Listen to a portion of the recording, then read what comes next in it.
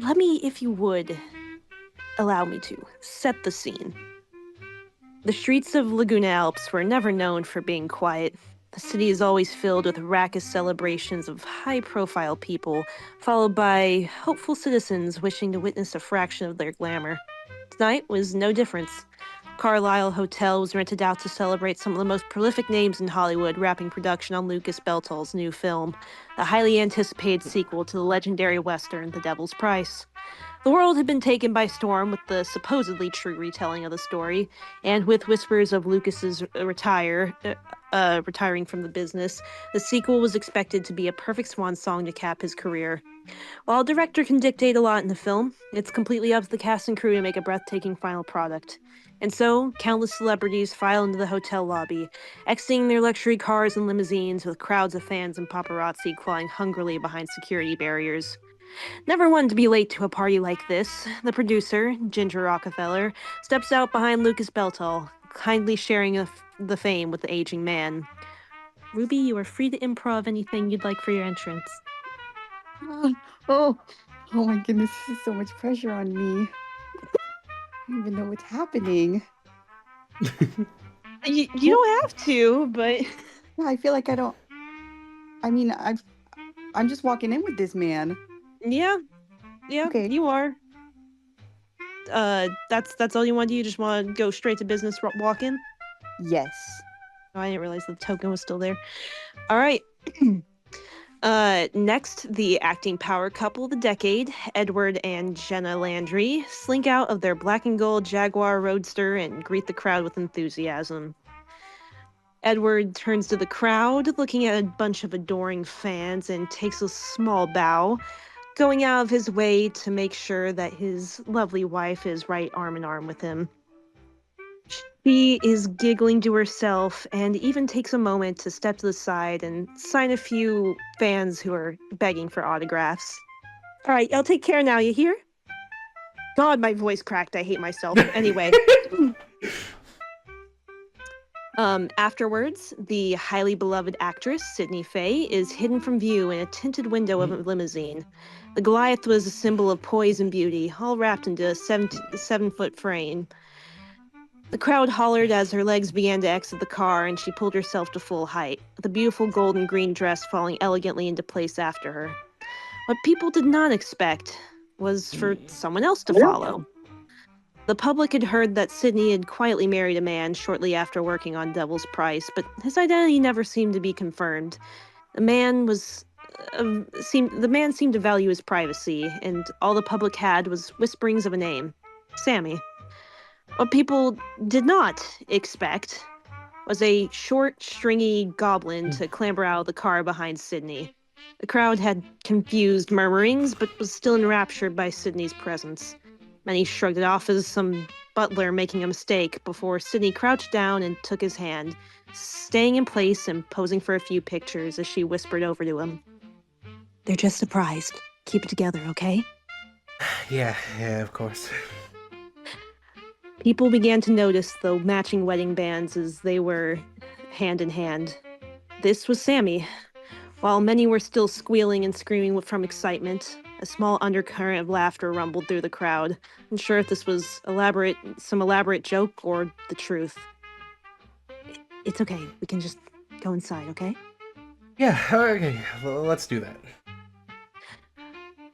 Always fashionably behind schedule, Hal Filliam sped up and revved his car as he pulled up to the entryway, his Cadillac convertible allowing his purple visage to be gawked at down the entire road. He stepped out as an unnamed chauffeur took over his steering wheel and drank in the applause. He spotted the nearest gaggle of gawking ladies and smiled, just subtly tipping down his iconic sunglasses. Sarah, do your shit. Hey, ladies. One of you might be lucky enough to come home with me after this little shindig. He then pushes his sunglasses up with only his middle finger, and then runs his hand through his white locks and blows a few kisses into the crowd, and then does a gay little wave, and then runs into the building. You see one of them faint before you fully enter the lobby. Suckers. All right. As you all enter the lobby, you receive your room keys for the night and proceed further in, making way for the remaining stragglers. The party seems to be vibrant, with drinks, entertainment, and gambling tables all set up. Members of the highly esteemed cast mingle with the lesser-known names from the crew, as the atmosphere is filled with anticipation. You all still have about a good half hour or so before Lucas inevitably comes out to make a toast in a long-winded speech. So, the hotel ballroom is yours to explore. Oh, this is so cool. Everybody good? Yep. Yes. Yes, All right. but I got lost. Hold on. Sarah, how do you get lost? I would try to zoom in, but it took me to just white. No, not white land. No more Ow The Wow, white- guys. He died shortly after entering the party. Oh yeah, sorry, I low-key forgot. I dropped his actual last name instead of his stage one. I'm sorry. His name is Al Wild. I'll be better next time, I promise. Anyway, so Al, he's gonna start messing with the pool balls, but he's not gonna play with them properly. He's gonna start juggling them, actually. I imagine Ginger's not pleased who is actually trying to play pool. Well, there's 2 sets. Everybody knows that they have 2 sets of pool balls. You are still at the table. Yeah, and I'm juggling. She kind of gives him a look. I'm trying to play. I'm sure you can see that. Yeah, I'm not bothering you at all, lady. You are. Don't call me lady. You know my name. I know you do. Sorry, Angel Face. I don't have nearly enough respect for you to call you by your name. Angel face. That's what it is now. Okay, I see. Yeah, it is. If you insist on doing your little party tricks or whatever you call that, I guess I'll be on my way. All you. Talk to you later, gorgeous. It's off to this table over here. He continues juggling. He does not gaff. But the yo-yo master kept on you.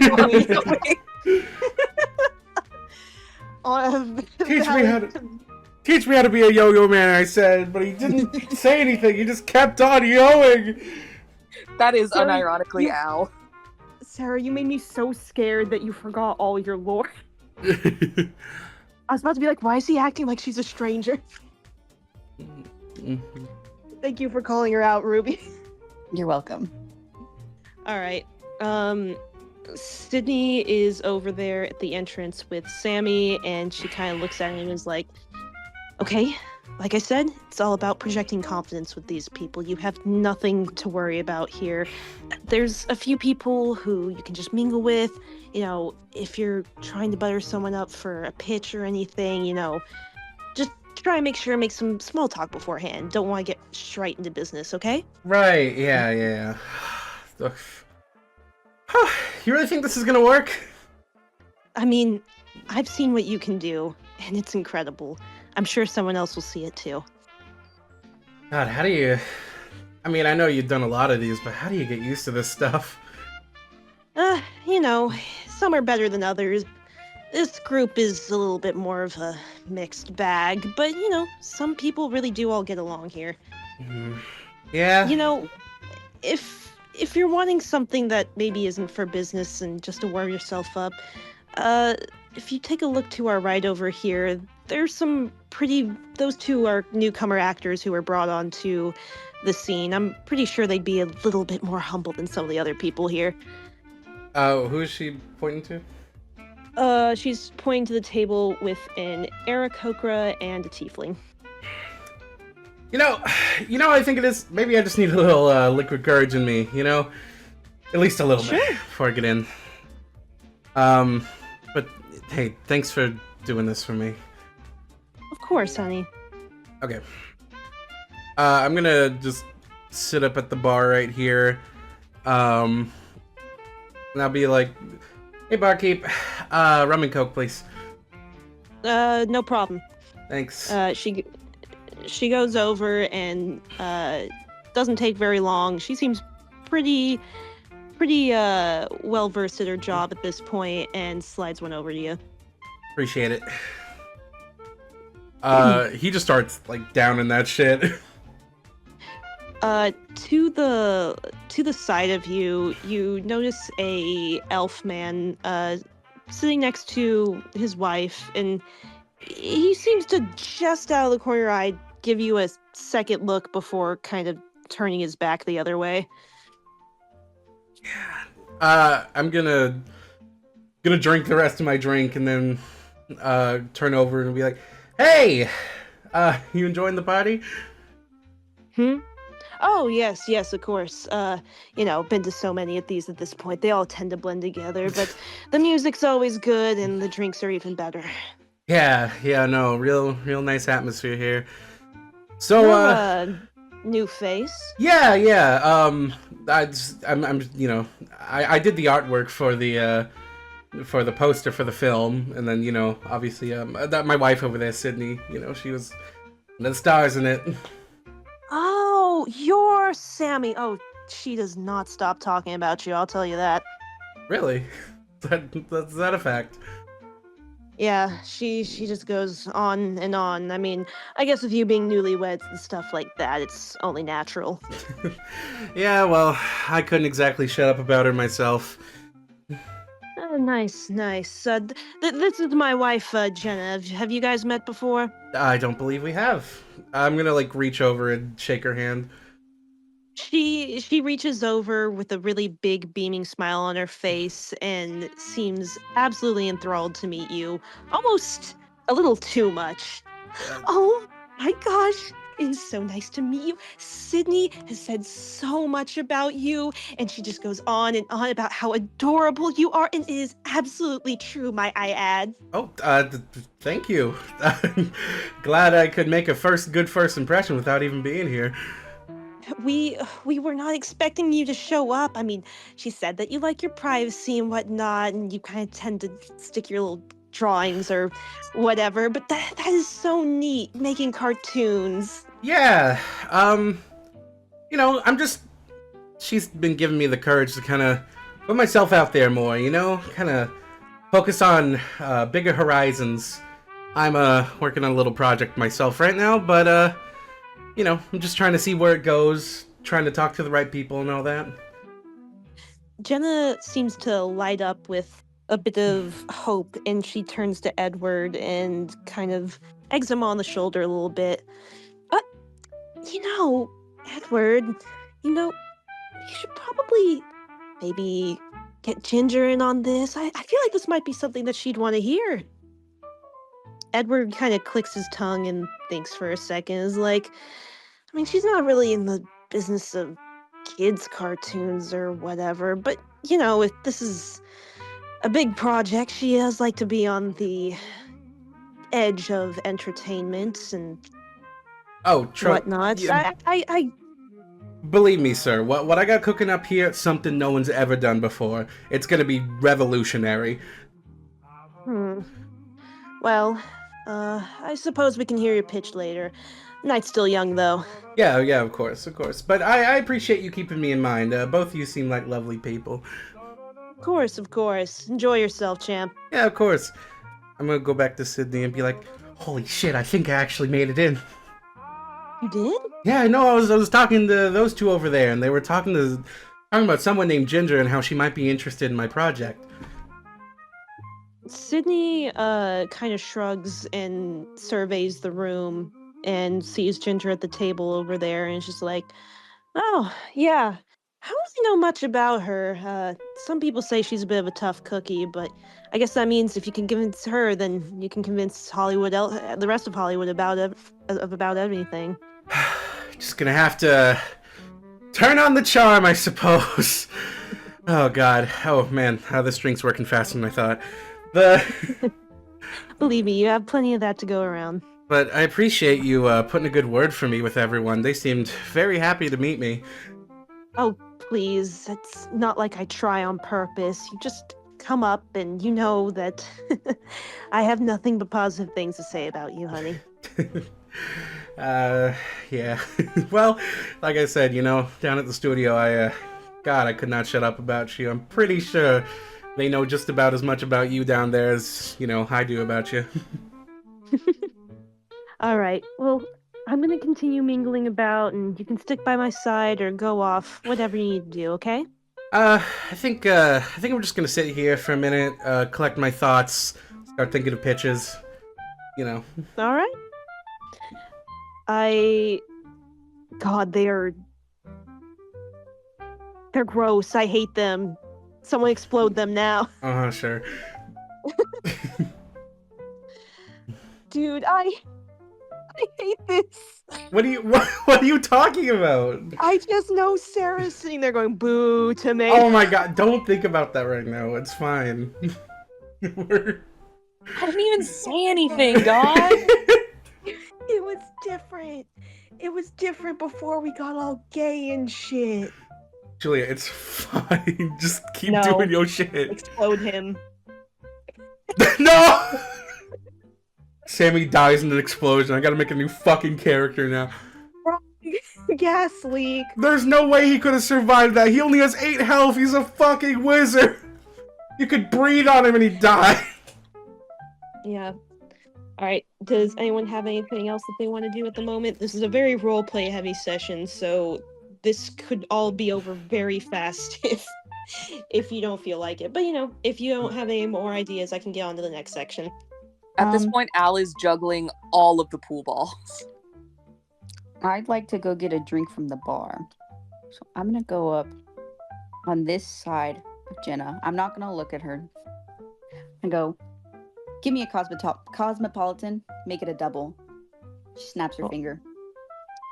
Kind of wordlessly, the bartender starts whipping it up, and she somewhat annoyedly puts it down in front of you. She takes the drink, reaches into her coat pocket, and plops $1 down on the bar. Then she kind of looks over at Jenna, looks her up and down, kind of sizes her up, thinks and she walks away. Back to her table. I'm like, I'm not calling you good boy, that was shit. Oh god. Or the one antenna when it's like the side profile, like at this Ginger kind of swivels around. Not Ginger, sorry, Jenna. I don't know how many more times that's gonna happen. It's gonna be like Stacy and Skyla all over again. Whoopsie. All right. Jenna swivels around and looks around the room, and she sees Al. And hold on, let me see. Sarah, I also here. got lost in the white screen. Oh no. Oh, it just shows that you rejoined. I'm back. Mm. I'm eating spaghetti right now. Is it delish? It is. Slurping that thing up. You bet. Okay. Dude, I don't know if I should, but no, it's too mean. Actually, no, it's can't. not. I shall. I shall. I'm gonna. All right. What does? I know that you, Logan. Explain to me what prestidigitation is again. Prestidig. Oh, fucking. Do I even have that? Look, I just know that your ass uses it all the time. I guess I used to. Hold on. Let me pull up my fucking spell book or some shit. Okay. Okay, you can instantaneously light or snuff out a candle. You can instantaneously clean or soil an object. You can cause a minor sensation like chilling, warming, or adding flavor to something. You can add a small marker symbol to an object. Or you can create a non-magical treatment that can fit in the palm of your hand. Okay. As a minor creation, okay, Edward and Jenna both turn around and see Al's display, and someone, we don't know who, creates another evil magic 8-ball in his hand. Al notices this discrepancy because he's been counting all the ones he's been carrying up, and he looks at it in his hands. He keeps it to the side while he juggles with his other hand. I'm gonna roll to take a bite out of it. Okay. I will have you. Okay. Let me see. What the hell would that count as? Yeah, but you have didn't. to. The But you things didn't you think I have was to gonna act do yourself. that, huh? No, I didn't. Because why would someone?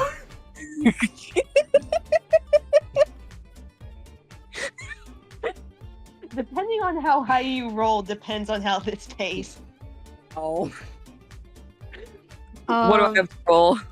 You know, since you're doing a acrobatic feat, let's just have you roll acrobatics. Why not? Yes. Okay, so he's gonna take a bite out of it. I got a 22. All right. This smell. The smell that happens whenever you bite into this is like oranges, and when you bite into it, it has the distinct like texture of ground coffee, but it somehow tastes like a bunch of various citrusy things. He then eats it in one whole bite. If you got one, it would be doo-doo flavored. I was juggling, then I got hit with doo-doo feces. All right. I bet you people of photographers got pictures of that and they're like, what the hell is this kid doing? Okay, God forbid a white boy catch a vibe. Did a purple guy catch?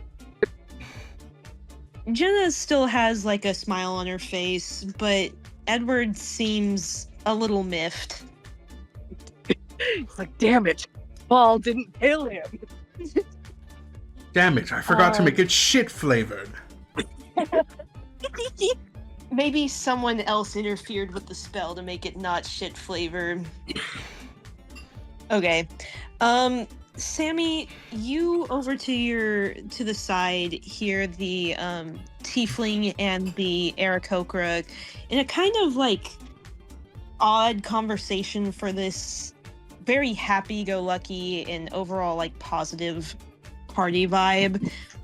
They seem kind of down and are, you know, just a little bit, seem like they're down in the dumps a little bit.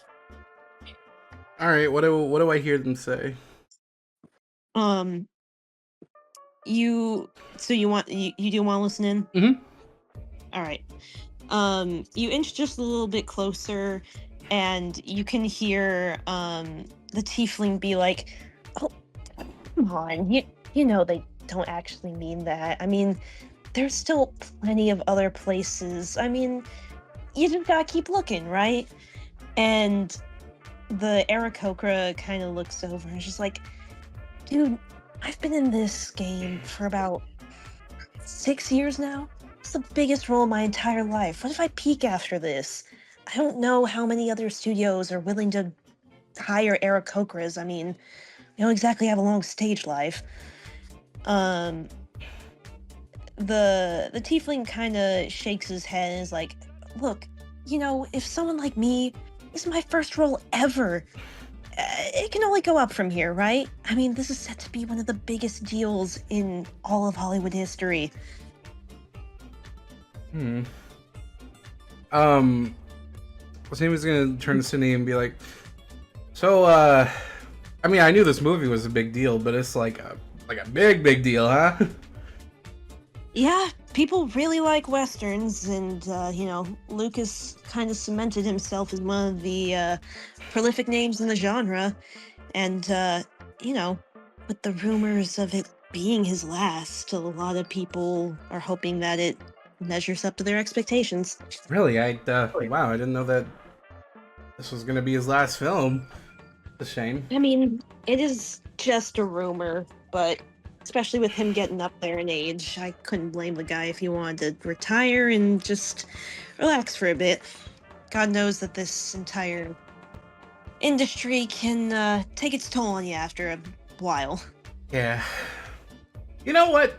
I think I am gonna go mingle for a bit. All right, have fun, honey.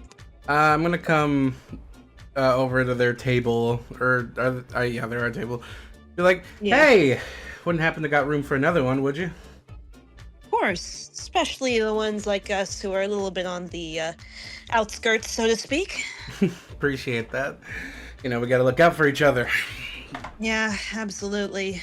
And the tiefling kind of he puts his hand forward and gives your hand a firm shake. It's Russell. Nice to meet you. Pleasure, Sammy. I have my friend over here. She's a little bit of a sourpuss sometimes, but she doesn't mean it. The Aarakocra, extends her hand and nods to you and is just like, Roxy, charmed, I'm sure. Absolutely. So, I mean, I couldn't help but notice you fellas, were over here, not really seeming like you weren't enjoying yourselves. I mean, what's going on? Yeah. Well, Roxy kind of sighs and is just like, it's hard, ever since they came out with illusion magic technology and allowing it to be able to change the appearance of just about anyone, having real good lookalikes and authentic, actors is a little bit harder than it used to be. Not that I've had the greatest success here, people are willing to hire me as background, the occasional side character, but Aarakocras aren't exactly appealing to work with since, we tend to run a little shorter in our stage life, but that doesn't stop the elves and half-elves from rubbing it in my face in a way that I don't really appreciate. Oh, that's just awful. I'm sorry. I never really thought about that, I mean, I knew they used illusion magic, but yeah, no, that sucks. Well, It's all right. I mean, Lucas here has a real commitment to quality, and especially with me being one of the main characters, I'm glad that he thought it was important for it to be portrayed by someone of our kind. Oh wow, main characters, huh? You got a big role here. Yeah. I play Carrie, and Russell over there played Jasper, which, I'm pretty sure that they picked him up off the streets like the real guy, but, no one can confirm or deny those allegations. I mean, I guess if they're keeping it true to the character, I should probably introduce myself then. I did the art for the poster. Russell kind of pipes up as like, oh, thanks, man. You made me look real nice up there. Oh, yeah, of course. Hey, it's my job to make everyone look nice. Well, they have the cast and the crew at these parties, but, sometimes throughout the night kind of weed people out and whatnot. I'm glad that you were able to put on a brave face and come in here. I know it can be intimidating, especially, I assume it's your first time. Oh, boy, yeah. Yeah, my wife, she was telling me, like, oh, it'll be fine and it'll be good. And, so far it has been. People here are definitely friendlier than they thought. But, when they see a goblin dating one of the most prolific actors in the business right now, obviously a lot of them are going to be surprised and not take it so well. Yeah, people whisper, but most people have the decency not to say anything to your face. Yeah. And, this is my first time at a party this big as well, so, we're in the same boat. Talking to that gentleman over there in the red suit jacket, and yeah, he was actually pretty nice to me. Really? Yeah. Yeah, Edward's got his charm, sure, but, he's been in the business for about, since its beginning, pretty much. I mean, he's been through entertainment in all its forms, from traveling shows, the stage, to radio, to this. He's a veteran. Okay, wow, big deal then. Yeah, I mean, some people think his whole thing's gotten a little tired, but tons of people still appreciate his class sensibilities. Hey, can either of you tell me anything about that ginger lady over there? I heard she's a little bit closed off, and I was wondering if maybe you guys knew anything about how she ticks. Jack kind of sorry, not Jack. What the fuck? Ugh. Russell kind of shakes his head a little bit, looking a bit nervous, while Roxy kind of motions you to come in close. Yeah, what's up? You're talking about Ginger Rockefeller over there, right? If that's her name, yeah. Yeah. Well, she's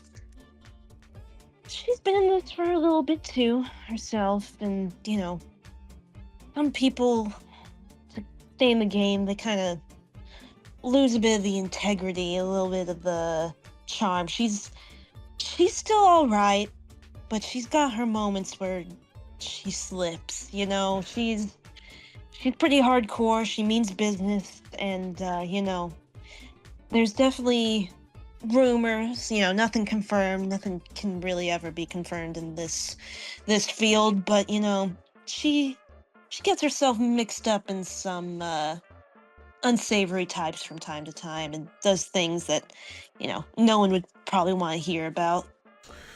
Oh boy, I might need another drink.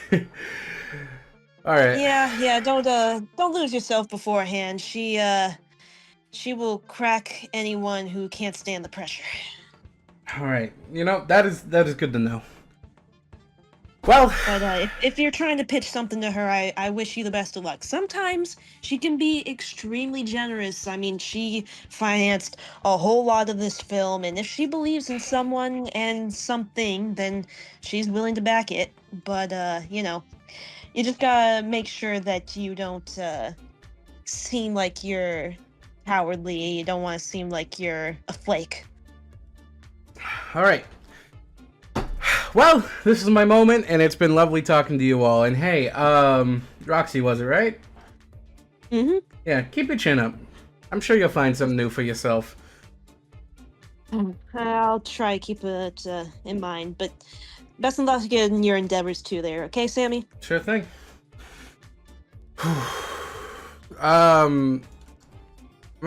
Sammy's gonna go down to the bar and get a drink for him and Ginger. Edward kind of looks at you for a second, like, back so soon. Yeah, well, thought I'd give talking to Ginger a shot. You wouldn't happen to know what kind of drink she prefers, would you? I could say something that would piss off Ruby so much, but I won't. Ruby, you this is your character, you decide. This girl is fine with whatever. I was about to be like, I remember that one time where I was like, can I have gin? And you were like, gin! You were like, no! I think she'd like a nice whiskey. Alright. Can't go wrong with that. I love whiskey. Yay. The bartender, without you even saying anything, whips up a drink because she overheard what you were talking about and sets it down in front of you. Much appreciated. Give her a small tip, give her like $2. Okay. All right. So come over to the table.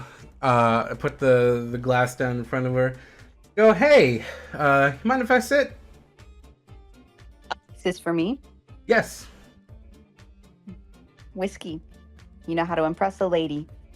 I've Take a seat. been told that. So, he reaches out his hand. Goes, Sammy Pelton, lead animator at Whistle Dance Studios. She reaches out and shakes his hand. You're also Sydney's husband. That You know, now that the Paps know who you are, they're gonna be all over you. And hey, why wouldn't they be? You guys make a. She kind of looks at him. Little funny, odd pairing, but hey, love is love and all that jazz, you know. absolutely. And hey, you know what? If it draws any more attention to her career and all that, good attention, I hope, then more power to her. Just here to support her. But I heard you're, sometimes in the business for new revolutionary ideas. Sometimes I am. What's the idea? Well, so I know you're in the business of making movies, funding movies, all that. Gotta say, love movies myself. I mean, this is the first one I worked on, and God, it was such a blast. So, here's what I'm thinking. Are you possibly, I don't know if you have like kids or something that might know this, you possibly aware of The Misadventures of Whisker, the children's cartoon? Never heard of it. Right. Well, I'll tell you what, it is very popular with a lot of the kids nowadays. And, obviously, a lot of them are watching it. They're buying merchandise. I happen to be the one who created the show myself, which is how I got lead animator over at Whistle Dance. And I have a bit of a proposition for you. Now, it would take some considerable dough, I'm not going to lie to you, but I'm proposing a fully animated feature-length movie. And I know that's unheard of. I know that sounds crazy, but think about it, right? All these kids who watch the show day to day, they're gonna see they're gonna hear about this movie coming out, and they're gonna beg their parents to come with them, which means a lot more ticket sales and a lot more money for you. So, how does that sound? You can tell me this and that. Oh, my show's popular. Oh, we're selling merch. How do I know? I've never heard of your show. You said you're the one who created it? Of course you're gonna hype it up. You got those numbers on paper? As a matter of fact, I do. He pulls out a portfolio that he has, with, a bunch of art he has in it, steals from the show, as well as financial papers, and goes, it's all in here if you want to read it. She looks over it. She's reading through it. Keep talking. What else? She's still reading through it. Well, I'm thinking if this goes well, could set the precedent for other animated features, We could start branching out the other things. Perhaps animated adaptations of, stories children like. And hey, who knows? Maybe one day this will get popular with the adults. I don't know. But yeah, you know what? I don't want to get too ahead of myself. Right now, I'm focused on really making sure that children have a venue, to go enjoy themselves here. Because, granted, movies these days, I mean, a lot of them are so adult focused and stuff like that. And, that's great. I love movies, don't get me wrong. But, a lot of the kids, they don't really have much to enjoy from them. And a lot of them have more mature themes that they wouldn't really understand or grasp, or their parents might not want them to go to. However, if they see this, not only are we going to get, tickets from the kids, we're going to get tickets from the parents. Plus, that's going to double our merch sales once this thing becomes more popular. And, I don't know. I just see this as as a way to get on the cutting room floor of, a new revolutionary idea. I mean, think about it. You could be the first one. Let me ask you a question. Sure thing. How many times did you practice that?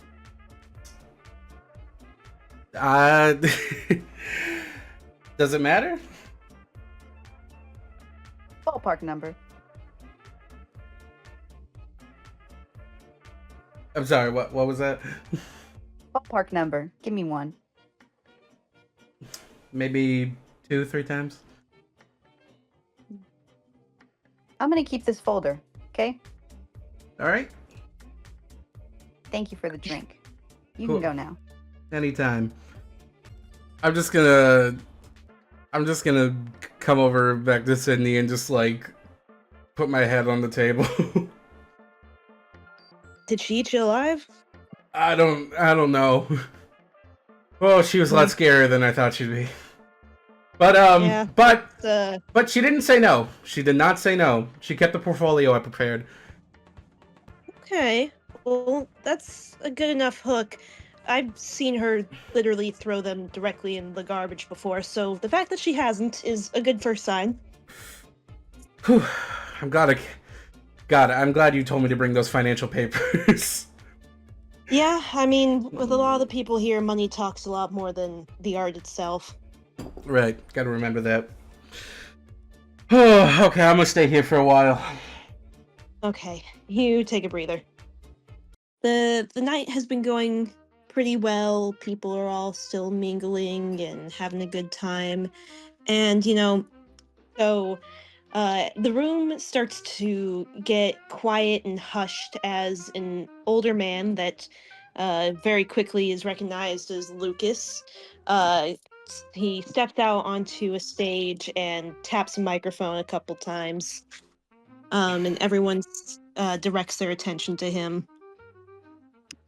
Um, you know, he is the person that everyone here owes a whole lot of money to, and everyone is more than happy to spend a little bit more of their time away from partying and hearing him yap for just a bit longer.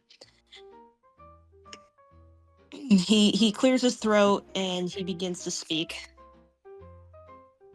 In all my years of filmmaking, I've never been so utterly blessed to have a team that not only understands the importance of cinema, but truly grasped how to perfect it. I broke into this industry when it was in its infancy, and I carved a legacy that I hope will brightly shine long after I'm gone. But I would have never gotten here alone. My mentor, Hiroki Sundown, showed me that just a little bit of entertainment can change lives. It'd take the loneliness and fear we carry with us and make it just a bit lighter. Now, when I set out to adapt Devil's Price, I was beyond terrified to sully the reputation of these people who raised me. In the pages of that book lay the complicated life of my father, the anguish of my mother, and the struggles of my own boyhood. But I knew there was a reason so many people loved the story, and I knew that I could retell it in the media of film. We all may not have ridden down uncharted trails on horseback or constructed our own houses brick by brick, but we are a different type of frontiersmen. We have been bravely revolutionizing entertainment that truly didn't exist just 30 odd years ago. And I couldn't have brought this story to completion without such an amazing cast and crew. And if you allow me to share the stage with someone, I'd like to give my lifelong friend some time to speak. Our maestro, our master of melodies, and the daughter of the late and great Jasper Price, Evelyn Price. I'm going to get her token out. Oh my god, Evelyn Real. Yeah. This is Jasper's fuck ass daughter. Everyone say hi. Hello, Jasper's fuck ass daughter. Yeah. All right. So a somewhat shy-looking orange tiefling kind of waddles her way up to the microphone, clears her throat. There's a little bit of feedback for a second before she looks out to the room. As many of you know, this story is about as close as it is to Lucas as it is to me. I've been composing soundtracks for his films since, as long as we've been in this industry. And, when he told me he was making a Devil's Price movie, after years of me insisting on it, well, I was just as happy as a horned toad in a rainstorm. My mama gave me a gift of music, and I'm so glad I've been able to put something together that has reached so many ears. As many of you know, my papa passed away in between the production of the first film and the sequel, and working on this came with a lot of grief. But, it was also beautiful to see the love story of my parents play out on camera when I knew how it would all end. I couldn't be happier with my own work as well as y'all's, and I showed my mama the first cut of the film the other day, and she just cried tears of joy about the whole time, so I'd say that's a stamp of approval. I don't want to keep y'all much longer, but still got a few more people we want to thank, but from the bottom of my heart, Thanks for spending your time on this project. I know the world will love it as much as I do. Lucas steps back in for a second. All right, now I'd just like to quickly call out some names. First of all, our producer, Ginger Rockefeller, whose generosity and tenacity makes all of this possible. He points out to you, and everyone gives you a polite clap. She does a Um, little, like a, like the kind of wave that the queen does, where it's like the fingers all together and like the. Yeah. She does like one of those. Got the royal wave. Jesus, fucking Evelyn's speech wanted to make me cry. Don't even worry about that, bro. Logan, you know I make things just to make you sad. I know. We'll get into it later. All right. Lucas points over to the back. Roxy and Russell for taking on such hefty roles and portraying Carrie and Jasper in such an authentic way. The cultural identities and values that came with these roles are really important to filmmaking, and you guys both knocked it out of the park. Al, is Al in the audience?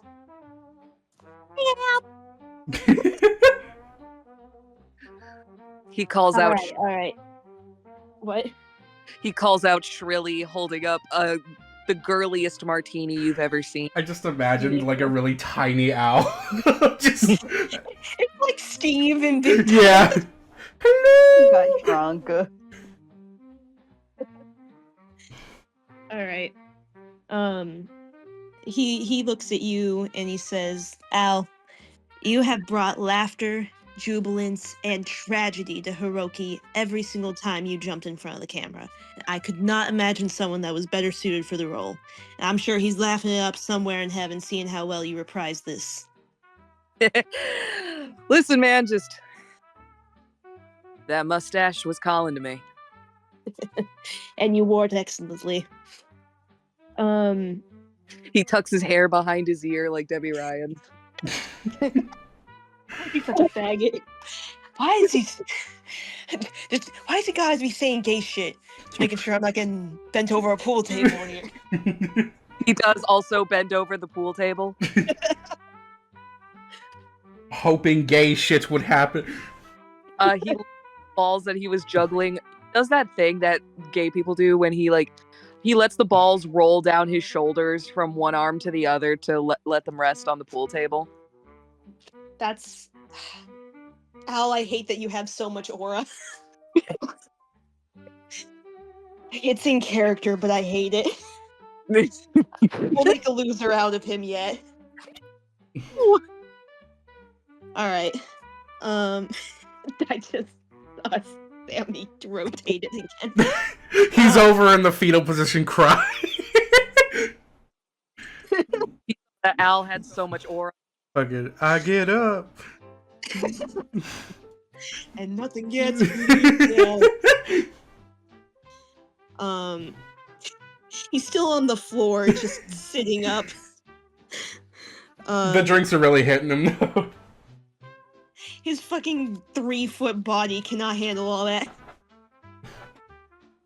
Anyway. Lucas looks over Sydney. Sydney, oh my god, how you know how to steal a show. When you played our villain in the first movie, I knew we had to have you back for another performance. And the moment you auditioned for Ashley, we knew that there was no one else we could go with. And thank you for sharing your husband's talents with us. Without your suggestion, we wouldn't have had the eye-catching art that made our film so instantly recognizable.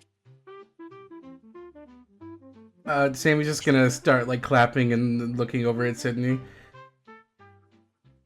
That's so cute. Anyway, and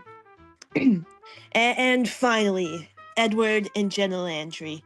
It was an impossible task to find someone who could play the roles of my parents.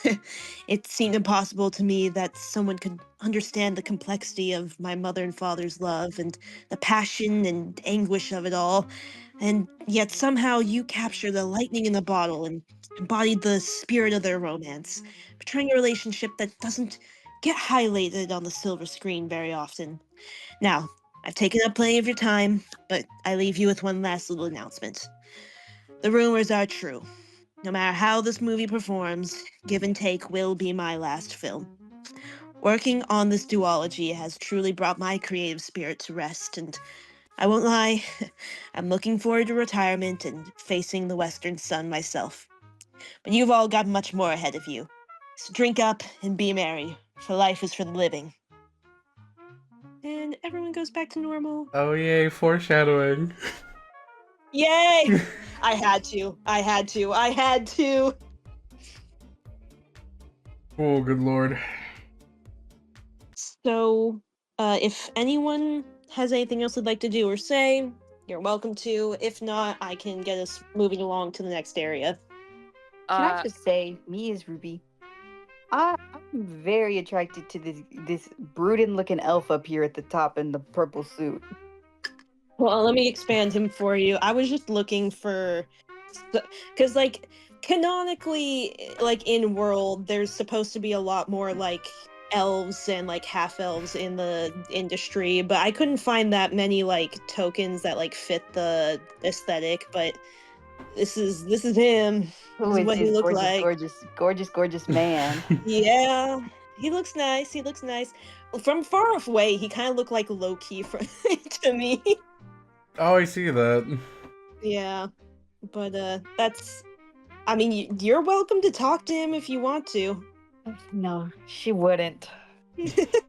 I mean, he's an elf, so he's probably more higher up than some of the other people. But if she's trying to maintain her nonchalant aura, I understand. She is, unfortunately. Well, Ruby, if you had talked to him, he would have acted mildly annoyed and disinterested in you, just how you like. You're torturing her, man. Look, Logan, as much as I love to torture you, torturing other people is still on the table. All right, so that was the Ruby announcement. Yeah. Anyone else? Al's gonna quickly do a line of not a line. Go. What? You know what? Yeah, it's the 30s. He's gonna do a line. Question anything. Just do it live. Yeah, no, he's gonna do a line of coke.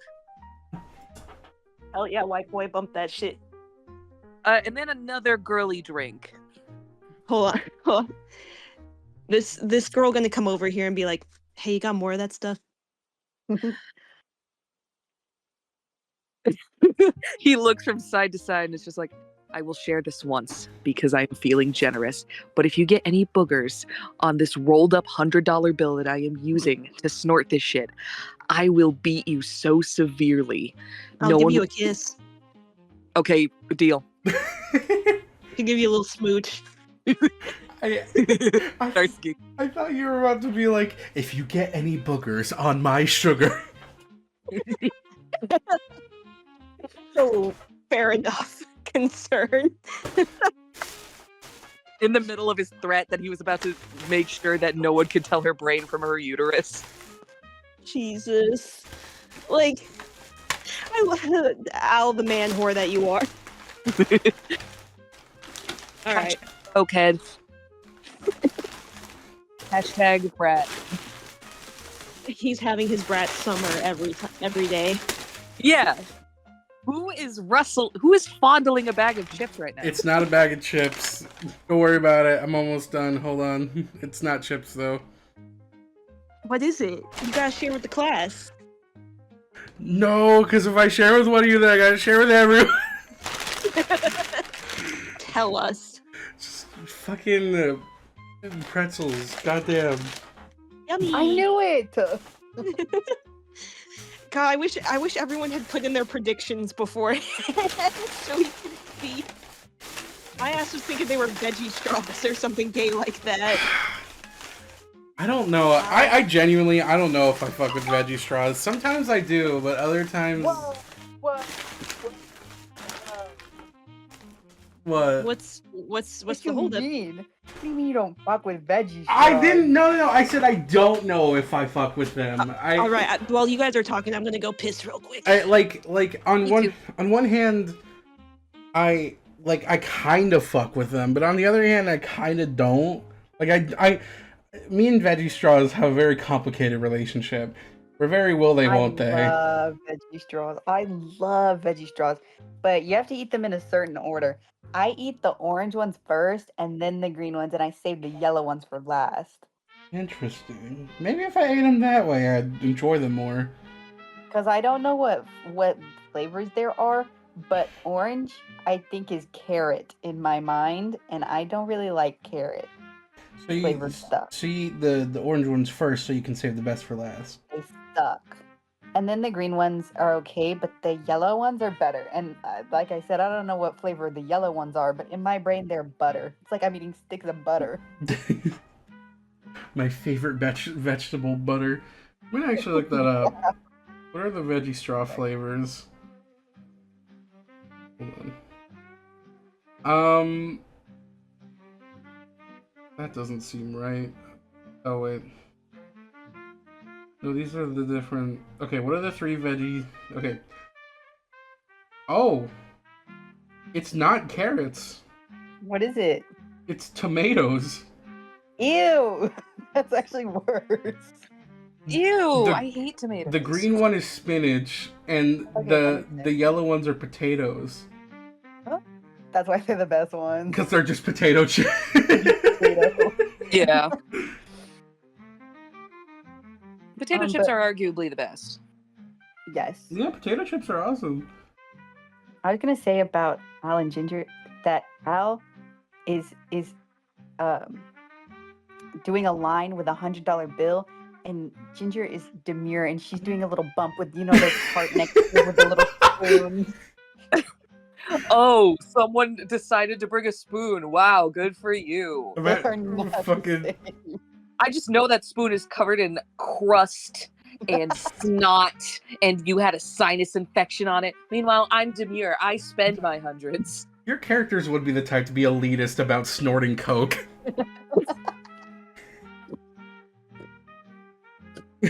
Yo, my cook is purer than yours. I don't know who this was.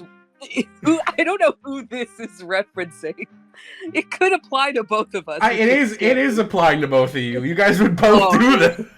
My coke is more refined than your coke. Yeah. What the hell? They're talking about being fucking elitist about snorting cocaine. Of course they are, because what else would rich people do? Because, Ruby, what'd you say she was snorting hers with? I said that she's doing little bumps with the spoon that is in the little heart locket, She's got her own little kit. Yeah. Yeah, but the thing with reusable stuff like that is it's gonna get crusty. It has like an undiscovered type of AIDS on it. You think a I few don't wash my shit? It's boogers, my necklace. You think I don't syphilis. wash it? Knowing Ginger, no, she hires someone else to wash it, and then they don't. Is this the conversation they had that led them to being mad at each other? Washed, she'd cut their head off. You wouldn't tell the difference anyway. You don't pay attention. I see something's different about the elf guy in the corner. I didn't even.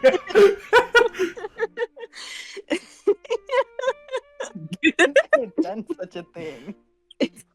We're gonna be at the end of the campaign, and she's gonna sit there and be like, "Elf guy would have treated me right." I lost love. Elf guy wouldn't have let this happen to me. At this time, Edward goes over to Ginger. He doesn't bring Jen along just yet. And he kind of looks at her and is just like, Ginger, what was that guy over there, Sammy or whatever? What was he talking about you with?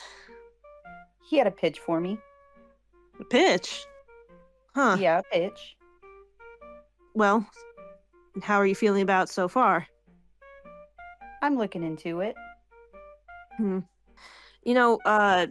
and Jen are staying up at one of the penthouse suites. If you want to get into somewhere a little bit more quiet to dig into something like that, I'm sure we can bring some people along and head up there. She kind of looks over at Jenna. How many more people are coming? Oh, just, I hope you understand that my wife needs to come along. I don't think she'd want to miss out on something like this. I think her and Sydney got along pretty well, so maybe she'd want to throw a bone and be interested in this. And, Al, as much as he is an absolute pain in the ass, he is very popular, and, I don't suppose that you need some actors to fill roles for this project. You got drinks in your little suite? Oh, we've got the mini bar stocked. All right.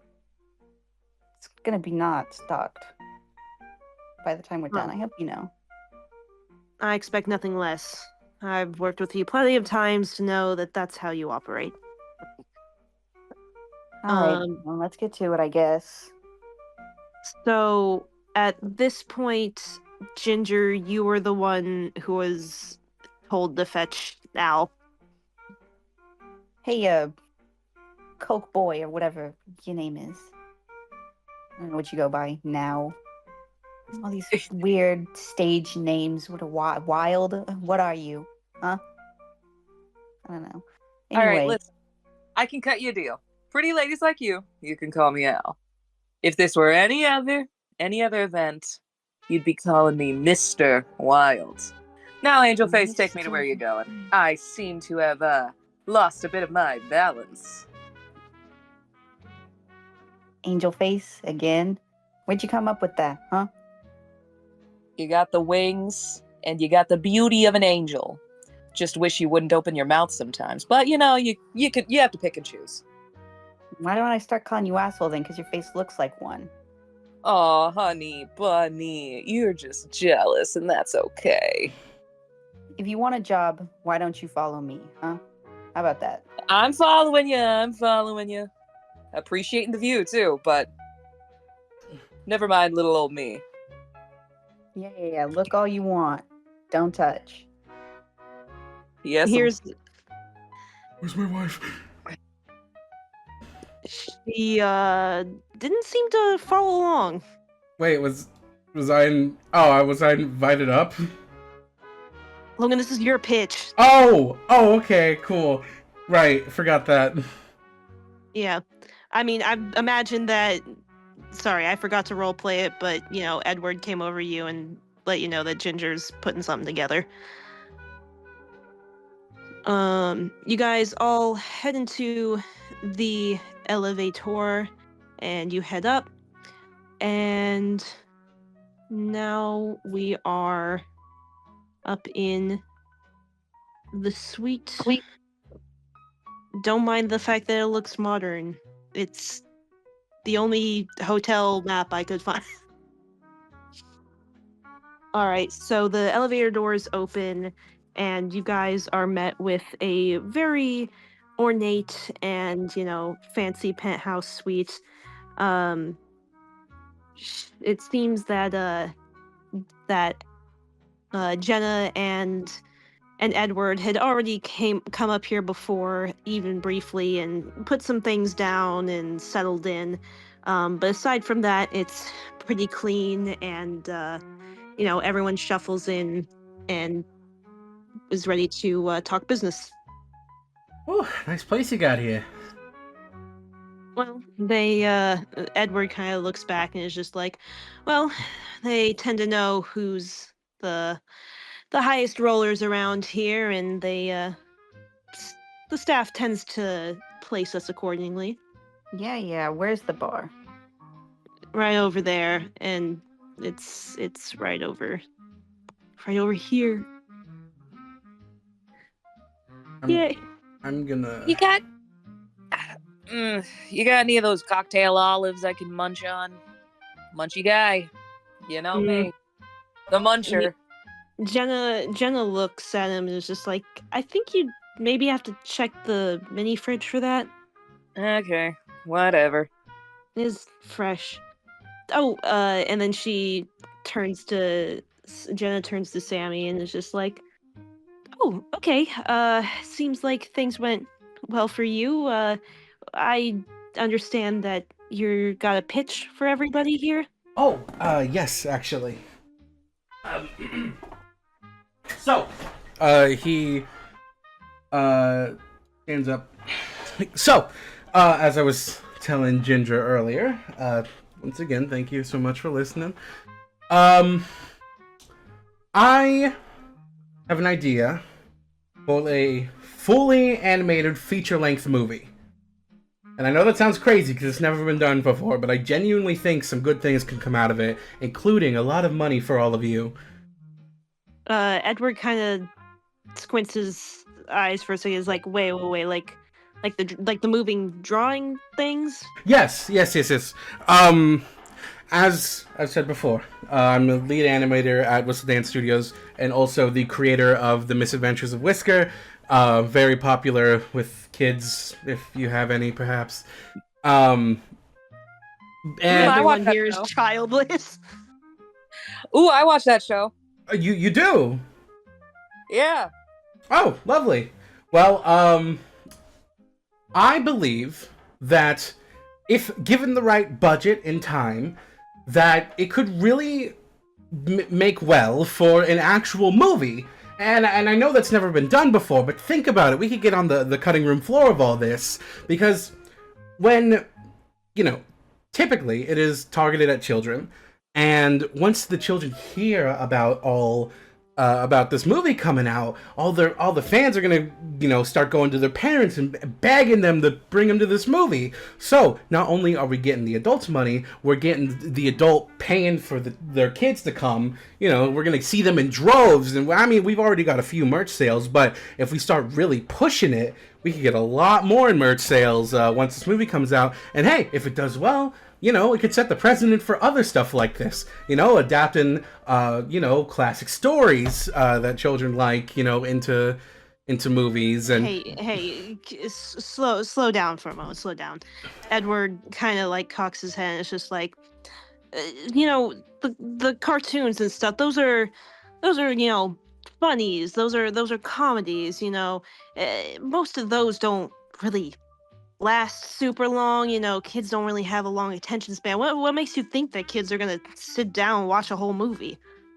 Well, I think the reason a lot of children aren't going to the movies, at least on their own volition, these days, is because there's not really a space for them with this. I mean, think about it. A lot of movies we make these days, they're usually they've got more adult themes in them. They've got a lot of things that maybe some parents don't want them seeing, things that they might not understand or shouldn't see at that age. But if we do this, it's finally going to give them some actual entertainment that they're going to enjoy. Now, I'll admit, you're right. Now, they are typically very short, and they're just, funny little sketches, which is why we would, obviously we need a writer team to work on an actual story concept. So you don't have an actual script right now? I have a few manuscripts that I've written out, which are, of course, subject to change. But I would love, as I am more of an artist than I am a writer, I would love to run it by some actual professional writers so that we might make this the best it can be. Al? Yeah. He's munching on olives, sitting on the couch like a goblin. Hey. Don't be racist. He's doing it on purpose, by the way. Is that fucking blackface? Yo. Get the fuck out of here, bro. Because everyone here is probably at least mildly racist. Whoopsie. Not Sammy. Sorry, but whoops. Anyway, Al, you said you watched the show, right? Yeah, it's good. I like it. All right. So what about it is the appeal to you? Whiskers gets into trouble sometimes, and he manages to get himself out. Kind of like me in a way. I see myself in him a lot. Hey, that makes me really happy to hear. And hey, a lot of this stuff we don't really do voices for the characters, and if we do, it's very brief. However, Mr. Wild, was it?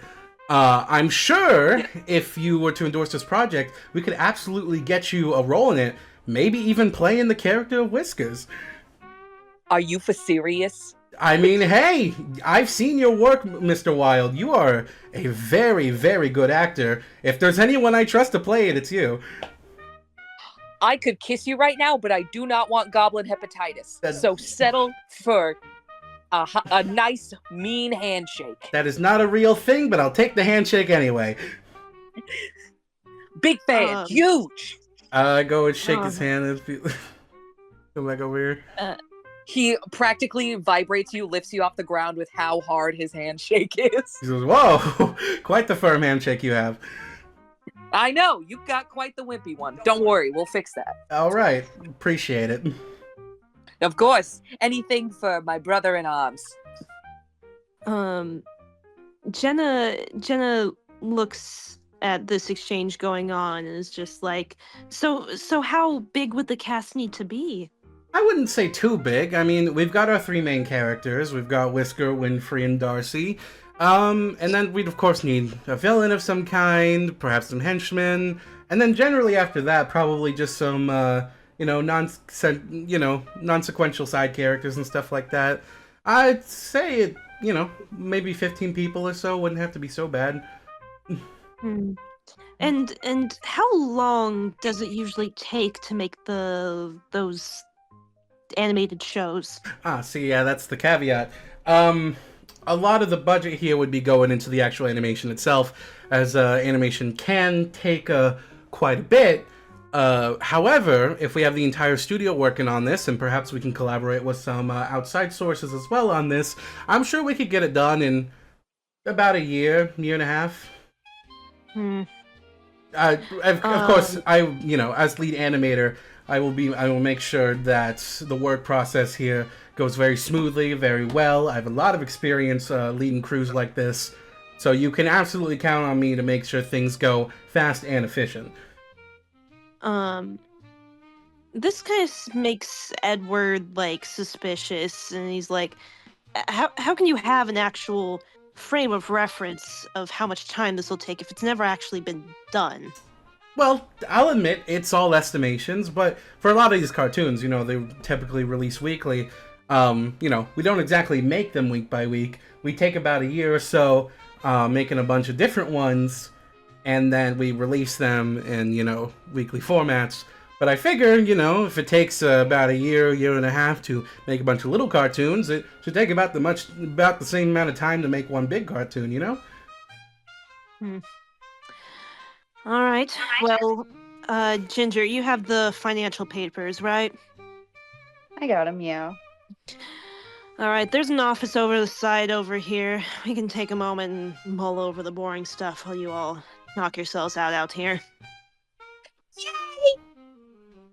All right, so they both go off into the office, leaving Al, Jenna, and Sammy to do whatever they would like in the moment. I'm going to be DMing things, so don't talk to me yet. All right. I'm gonna go over Al here and be like, "Do you mind if I sit?" Nah, I don't mind. Thank you. Al has eaten half of the jar of olives at this point. So, Jenna, was it right? I don't think. I mean, I know you. You always been in the acting business, or you just get into that recently? Oh. It's okay. I can respond, and then I just gotta do another thing. But she kind of looks at you and thinks about it, and is like, it's kind of I get a little jumbled, but no, I actually used to be in stage acting for a little bit, but I mean, I've been going into this business since, I was out of high school pretty much, so it's kind of all I know. Oh, wow. Oh, that's pretty cool. What about you, Al? I mean, I know you've been around for a minute, but how'd you get your start? You see, I was there when the actual motion picture camera was invented. Ah, and I was right. actually I was the first thing filmed on it, of course. Really? Yeah, Oh, that's I pretty was right there in the significant. room when they I don't. finished I it. don't think that's true. I think you could learn to shut your lips and also the ones between your legs. You know, you don't really know how to speak with ladies, do you, Al? And yet they still want me. Yeah, it's because you only attract tramps. Aw, jealous. Not ever. Anyway, I was the first thing captured on film because I'm friends with the guy who invented the camera. He's long dead now, whatever. But you see, people of my skin color, you don't really see a lot of them, do you? Yeah, I suppose not. I mean, Drow used to live in the Underdark predominantly, right? I mean, still kind of do. Still mostly do. See, I escaped because I knew I was destined for more. I knew that instead of doing drow things, which, you know, they sing a lot of bad things about my people. I don't appreciate it.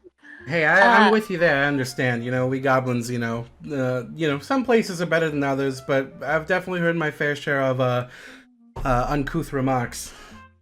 Yeah. So, anyways, I get out of here. I get out of there. And also, it's too bright up here. Hold on. And then I'll die. Who's gonna endorse my movie now? I just love the fact that he's just like, oh, I love that show. He watches it while getting, like, fucking yoked out of his gourd. He watches it on Coke and thinks it's like trying to tell him messages. I'm being gang stalked by the CIA. But no. But what was I talking about?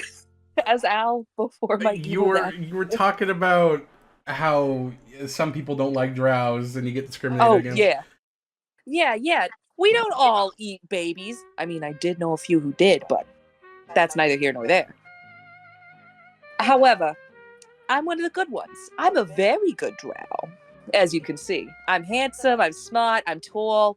I was actually the tallest amongst all my brethren. They were very scared of me. They called me Giganto. Oh, Yeah, it was not a very. They weren't very good at names. wow. Drow don't like creativity. Oh, you were really cream of the crop over there, huh? Yeah, I was the ideal man, but you know, they don't like men down there. Not like how they like us up here. You know, we get to live the high life up here. Yeah. What do you mean exactly? Was it more of a matriarchal society? I think it's better for you if I don't tell you. Otherwise, I'd catch you moving down there with your wife. Oh, all right. Fair enough. Anyways, ever since I escaped, I had to pull myself up on my own bootstraps. I had nobody and nothing to help me until I met Mr. Fancy Pants back there. He helped me quite a bit. Yeah, no, I was talking to Edward. He's seems like a real charmer. Depends on what mood he's in that day. But don't worry, you'll learn. They all do. Sure, I will. I, however, am your best friend. I am the greatest. I don't change my moods on a dime, despite what others may tell you.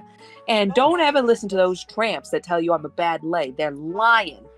Hey, I never heard that myself, so, no judgment here. Yeah. See, I gotta keep these glasses on. They're prescription because, your overworld sun is too bright, but also helps me, keep the ladies from noticing where I'm looking, if you know what I'm saying. Oh, yeah. I assure you they probably figured that out.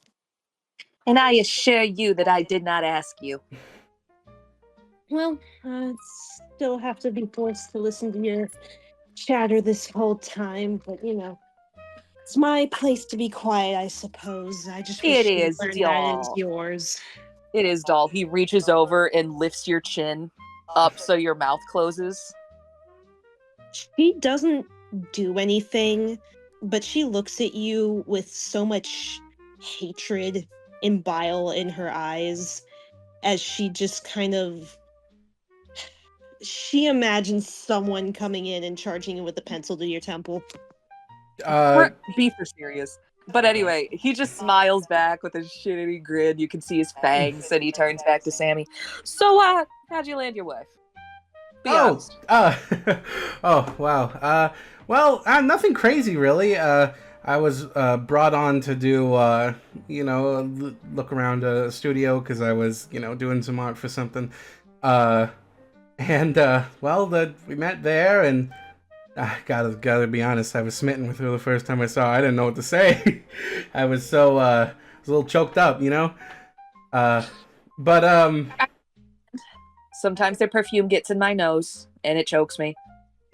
yeah, you get it. Anyways, I was really nervous, but I thought, hey, you live once, and might as well. I'm not expecting her to really say yes, but I was like, hey, maybe we could go out sometime, grab some coffee, if that's your thing. And God, to my surprise, she said yes. So, we just hit it off after that, and the rest is history. I don't know. She's great. She really is. She's been so supportive of all my work, and I love seeing her do her thing. I mean, she's so talented, and God, I feel like the luckiest man alive. Look, it seems like you've got the right idea, Sammy. I mean, as a married woman myself, that's the real goal in it all now, isn't it? I guess Al would never know something like that, though. Marriage is for posers who don't have enough money to pay their taxes. Well, Jenna, I sure like to think that's the goal in mind. How'd you meet your husband? Oh, it's kind of funny, actually. God, She was looking for an extra payment. I can't seem to remember. I think I've had a little too much to drink already today.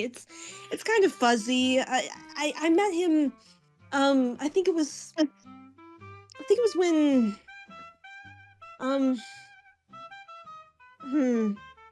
Was that a bar? No, it wasn't at a bar. I don't think so. Was Ginger there? Ginger might have been there. I don't know. What time? You'll have to ask me on a different day. I'm sorry. That's all right. I get it. I've had a few drinks in me, and I definitely a lightweight, as I'm sure you could probably tell. A little bit more than buzzed right now. I'm normal. You guys are just wimps. Well, yeah, you're a drow. I'm a goblin. It's gonna get to me sooner than you. He's now drinking the olive juice out of the jar. All of the olives have been picked clean and inhaled by his...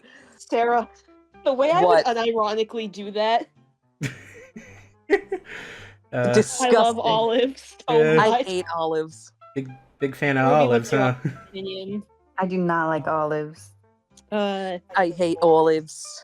Okay. Ginger and Edward make it out, and they kind of seem to wipe their hands clean and look to the three of you guys, and it's like, well, obviously, a lot of stuff still has to go in motion, but we're willing to hear you out, kid. Oh, that's fantastic. He's gonna go up to both of them and shake their hands, like, very, very happily, and be like, I promise you will not regret this. Yeah, I better not. While we're all up here, we should celebrate. I'll get some drinks going over here, alright? Sounds lovely. Woo! Al is sprawled out over the couch like his leg is over the back. You guys all wait around, talk, and Edward brings you all some drinks and one for himself. And everyone makes a toast, very excited to have a new project on the horizon after the closing of this one. And after a little bit of chat, a little bit of partying, you guys start to feel heavy. Uh-oh. Not the normal kind of drunken heavy either. Like your heart is feeling like it's gonna be out of your chest, but also your brain feels like it's going to be melted into the floor soon.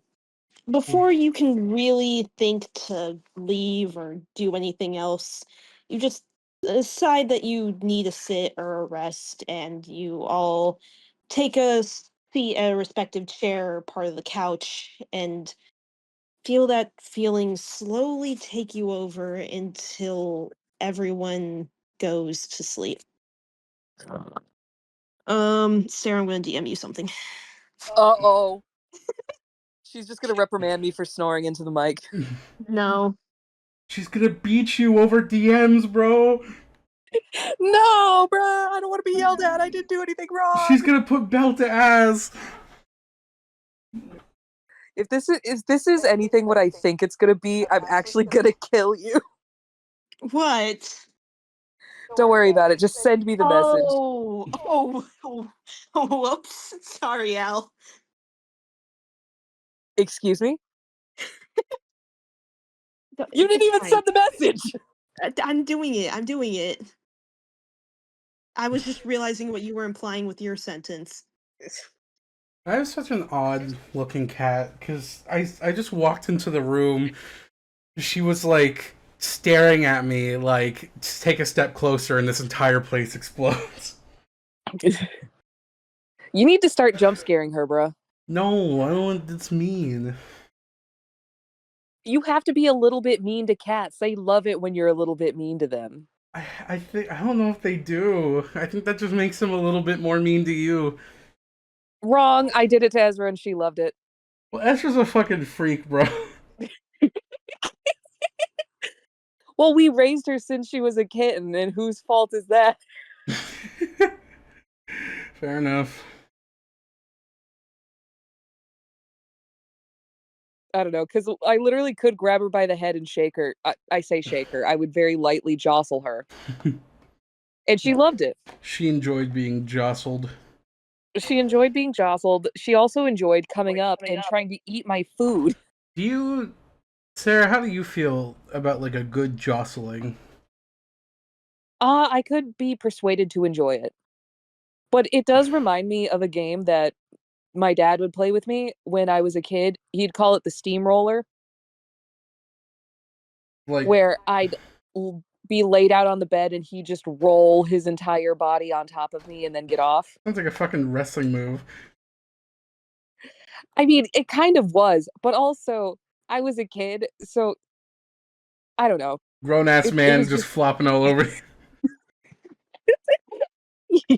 Yeah. And then I'd have to beat him off. Okay, everyone, you guys are going to have your perception checks on from here on out. Oh my god. Active perception or just passive perception? Oh my god, Sarah. Wait. Sorry. Okay, Julia, I want you to know, it's not a slight at you. Sarah, I finally heard the lisp. This is the only time it's ever happened. Dude, it's been there the entire time. It has been here the entire time. I know, but I've never noticed it before, but I finally did. What word gave it away to you? Perception. Oh. Oh god, I'm gonna be saying that a lot too. Perception. I was like, no, was that? Holy shit. Did I evolve?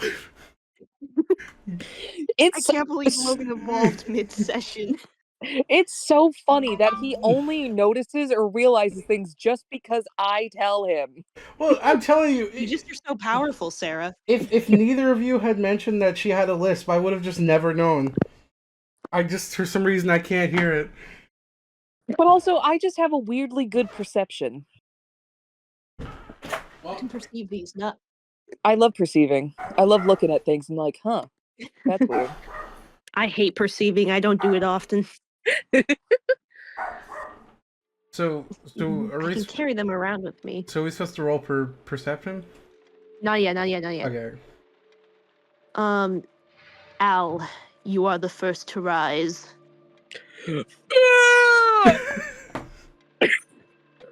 What was that? It seems that the others are still significantly knocked out, but I'm I'm gonna turn to Sammy and start shaking him with all of my strength. Sammy, I'm gonna need you to roll a survival test. Jesus Christ, man. Okay, sure, I guess. Where's my fucking okay. Oh, this is Because Al didn't go to sleep. It was very close. He was in and out of consciousness, so he's like terrified. I got a 12. Okay. You just barely are able to pry yourself from his grasp before something pops. What the hell was that? I'm scared. What the fuck? What? Oh god, my head. What time is it? I don't know. I can't read clocks. I think they roofied us, bruh. What? Perceive. Both of you roll for perception. I got a 22. I got a 9. Sammy, the only thing you notice is that Edward is not in the room. And then, Al, a secondary thing that you notice is you suddenly lock the fuck in, and though you cannot read a clock, you can see out the window a little bit, and it looks like it's pretty deep dead into the night. I think we stayed out too late. Oh god, I gotta get back to. They roofied us, bruh. I gotta. Maybe I should wake up the girls. Yeah, just do that. God, I gotta get back to Sydney. She's probably so worried about All me. right. Al's gonna go over to. It's Ginger and Jenny. Jenny? Jenna. He's gonna go over to Jenna and flick her right between the eyebrows. She kind of like furrows a second and then pops open, and immediately when she sees you in front of her, she just pushes you instantaneously. All right, you bag of. I was just trying to wake you up. I can never know with you. You're a pervert. I mean, that's true, but I could be a helpful pervert. I need to get some water. I just love the. My mother told me that I was horrid. It's right, but it still hurts. I think your gay little husband drugged us. What? No. What? Huh? What's making you so sure we were drugged? We probably just drank too much. Drow can't go to sleep. This is the closest thing I've experienced to this. And I don't want to be that guy, but I've been drugged before, and this is pretty close. Then why the hell would Edward drug us? Because he's a douche. He drugged me too. What the hell would be the point of that? Because he also hates women. No, that's not. Hold on. I mean, I'm gonna just kind of shake Ginger's shoulder. Okay. Excuse me, miss. Can you, are you with us? Oh, I got a killer headache. Oh, I need another drink. I promise you, that's the last thing any of us need. I'm still giggling. Well, maybe for you. What's over here? I'm still just back to the mini bar. Despite the fact that you may not know how to read clocks, you lock in. I mean, that was a detail you added, so I had to find a workaround. Bro's charting the stars over here. Ah, bruh!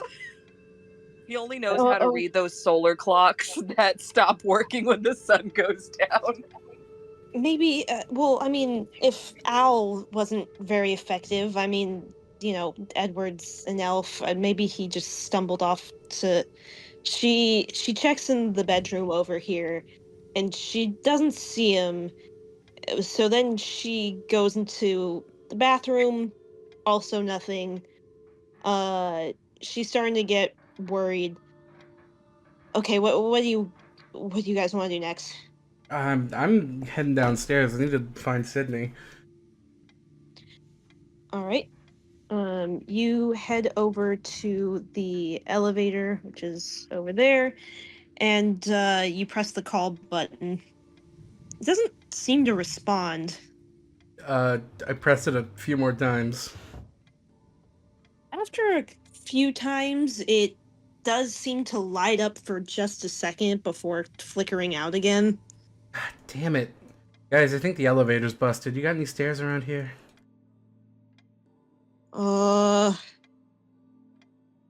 Hold on, maybe they're hidden somewhere? I don't see any obvious ones. Well, you don't have like a fire exit or something? Well, This is your suite and you don't know?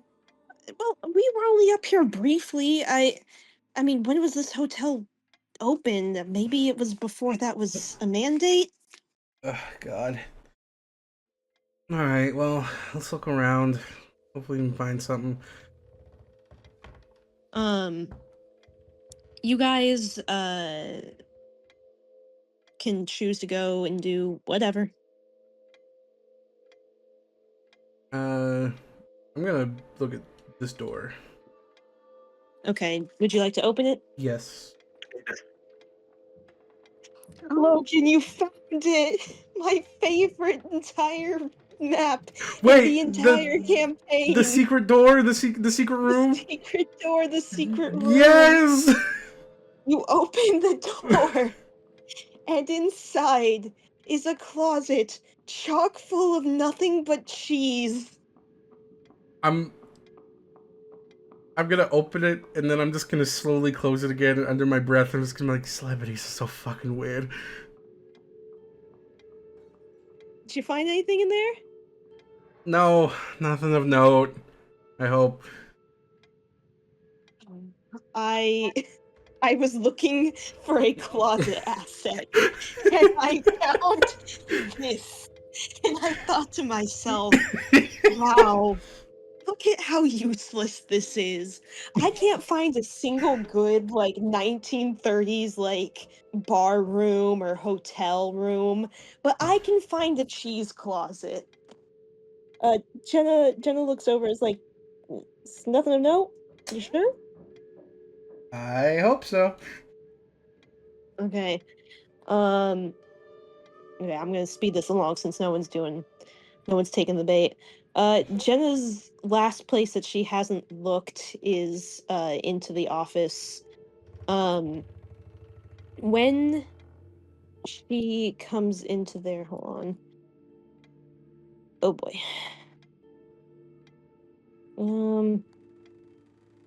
Do you guys want me to put your tokens there or let you decide? Are we going? Should we be in the office? Yeah. Sarah's gone right now, so. Okay, I'll wait then. Cheese How are you closet. feeling? I'm Do loving you this. like the show? What happened?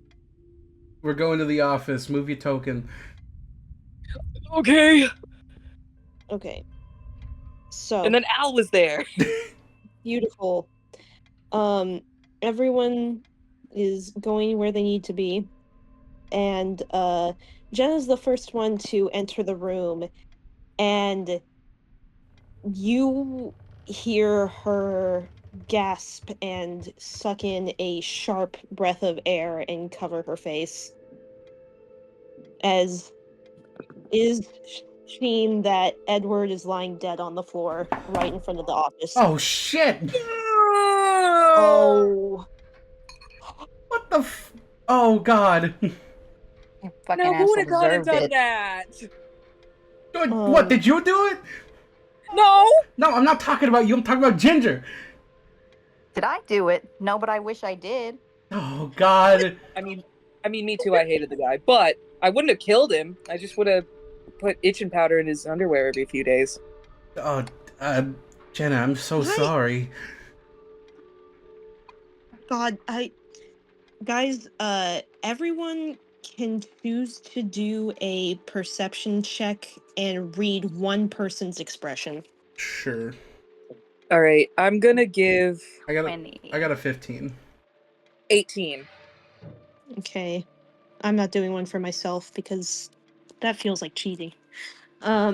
So, who got the highest roll? It was Al. Sarah. Okay, yeah, Al. Al, who do you want to analyze? You can only choose one person. I want to analyze Jenna. She looks sussy. Jenna, so you got 22, correct? 18. Okay, I got a 18. 23. This is unfair. I got a nat Oh. 20. Oh, okay. No. Overruled. Ginger, you get to learn. I want to look at Al. Okay.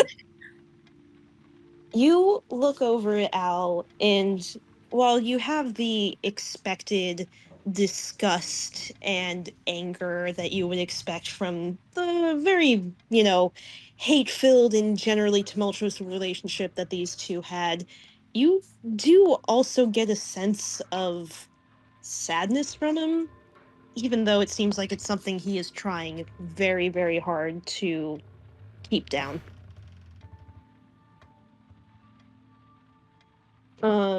Anyway, now, so Sarah, you wanted to analyze Jenna?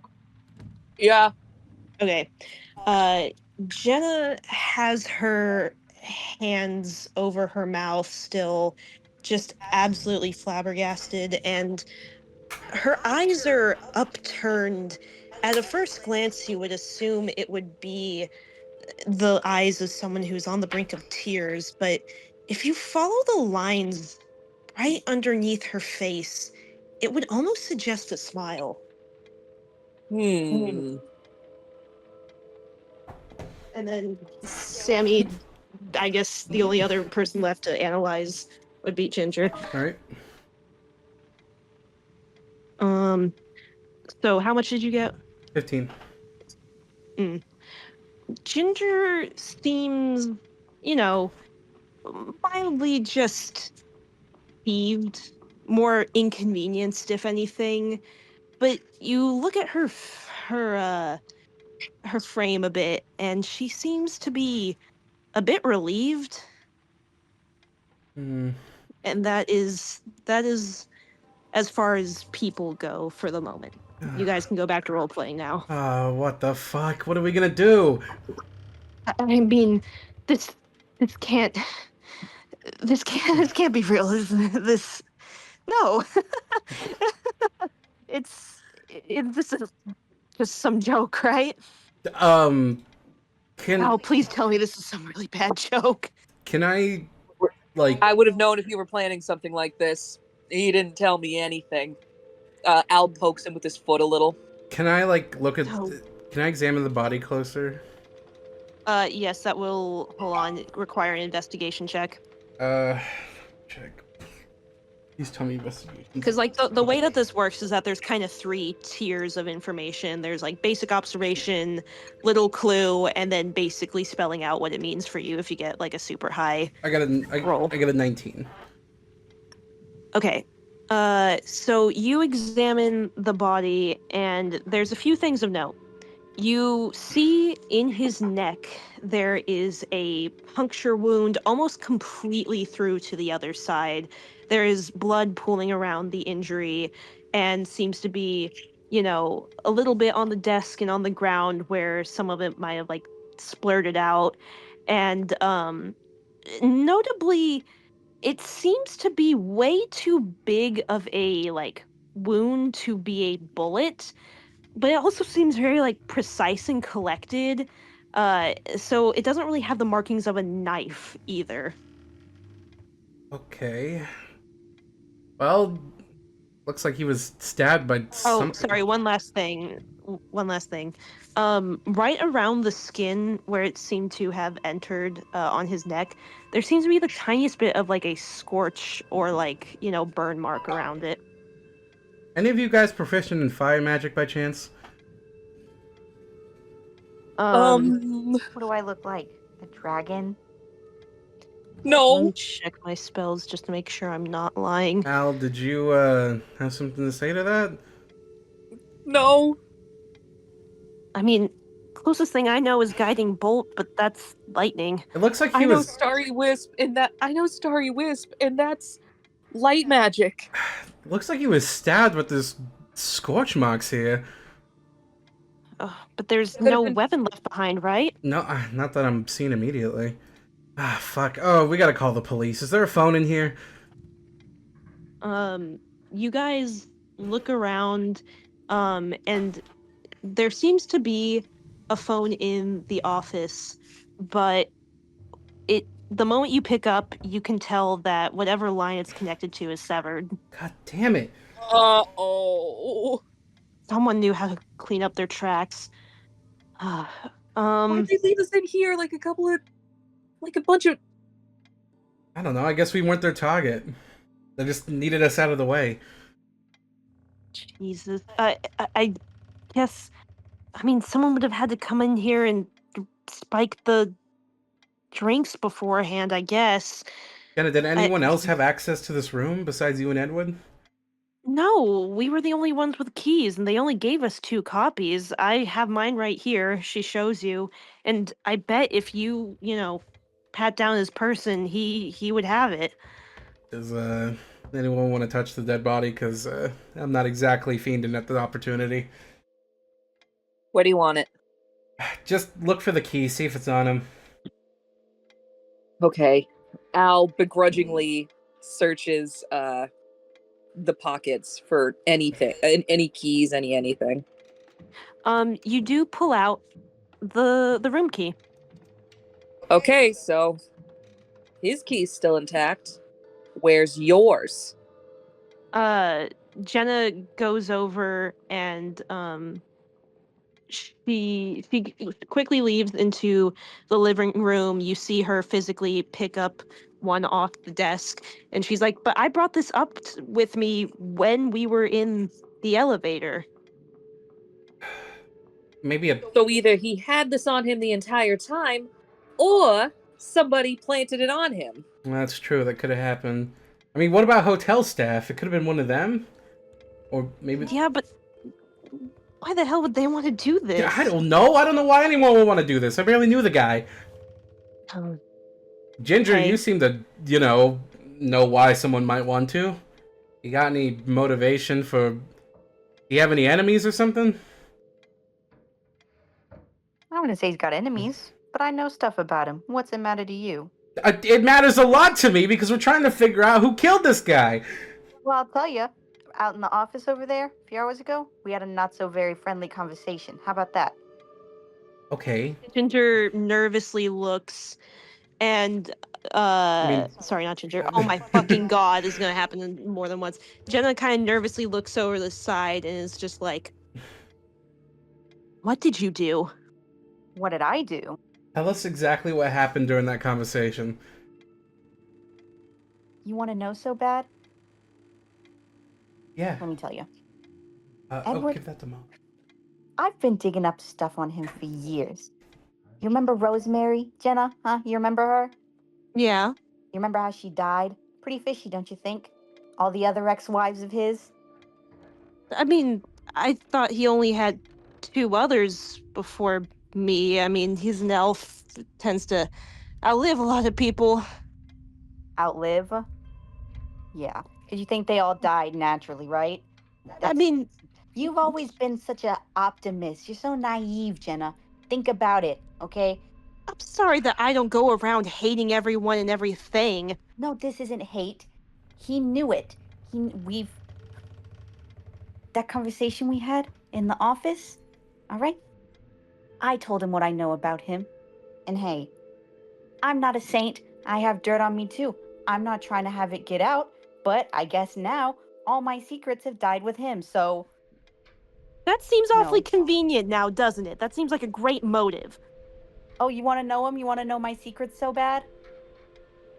I mean, I'm not exactly knocking on the door, especially for someone who didn't seem to give a rat's ass about me when we were just downstairs. I don't.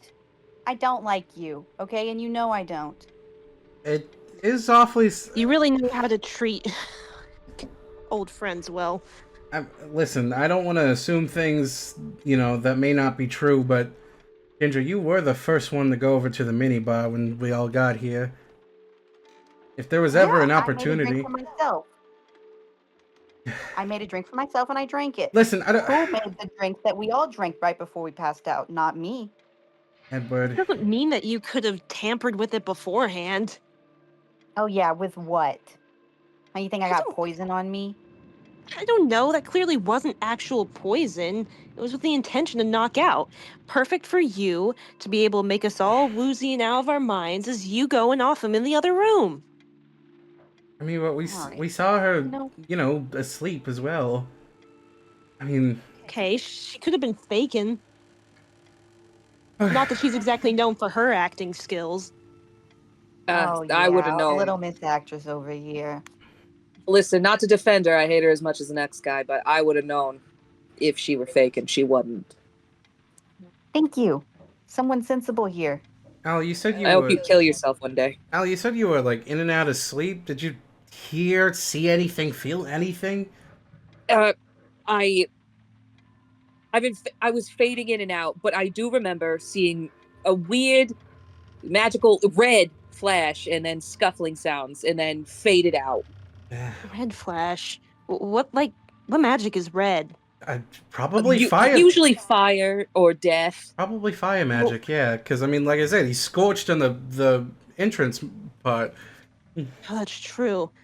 I mean, you'd think something would spread like that, but maybe not. I Well, guess maybe. Well, once you get good enough with magic, you can control it. Like, it becomes like a fifth limb. well, I mean, Okay. if none of us know really much about fire magic, and I assume if the scroll was used, we would have saw some like remnants of it.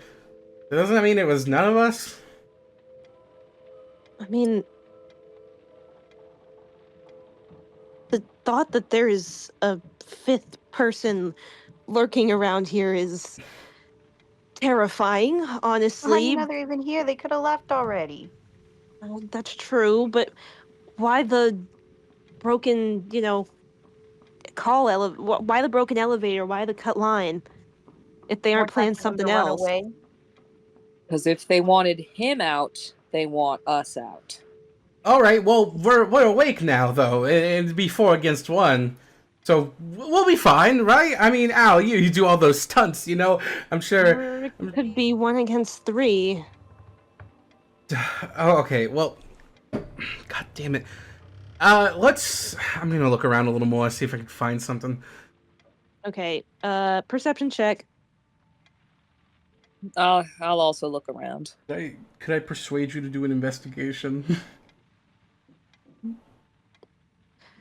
We do one per. There's 2 clues in this room. We'll do one for perception, one for investigation. Anyone else can also step in if you fail this, gay boy. Yeah, I'll also look around. I'm known for playing detectives usually. Okay. Playing Mr. Hiroki is a new ball game for me. So wait, what do I roll? Okay. How about you do investigation, I'll do perception. Okay. Al got a 16.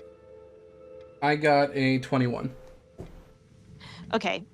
So, Al, you see something a bit interesting on the floor, conveniently kind of by where you would assume a killer might have gotten a good angle on him.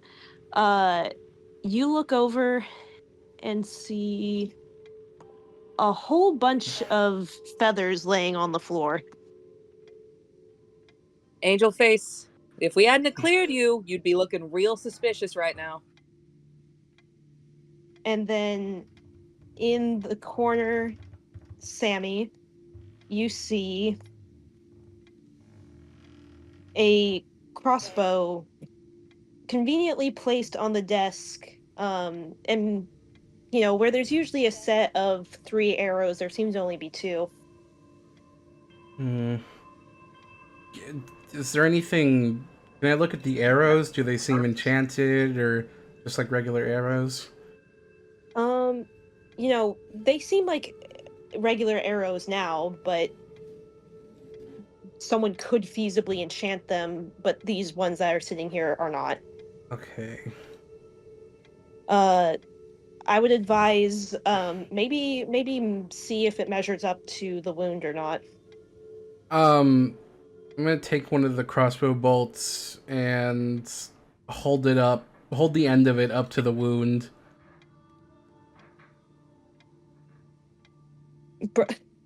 Sarah, what does this mean?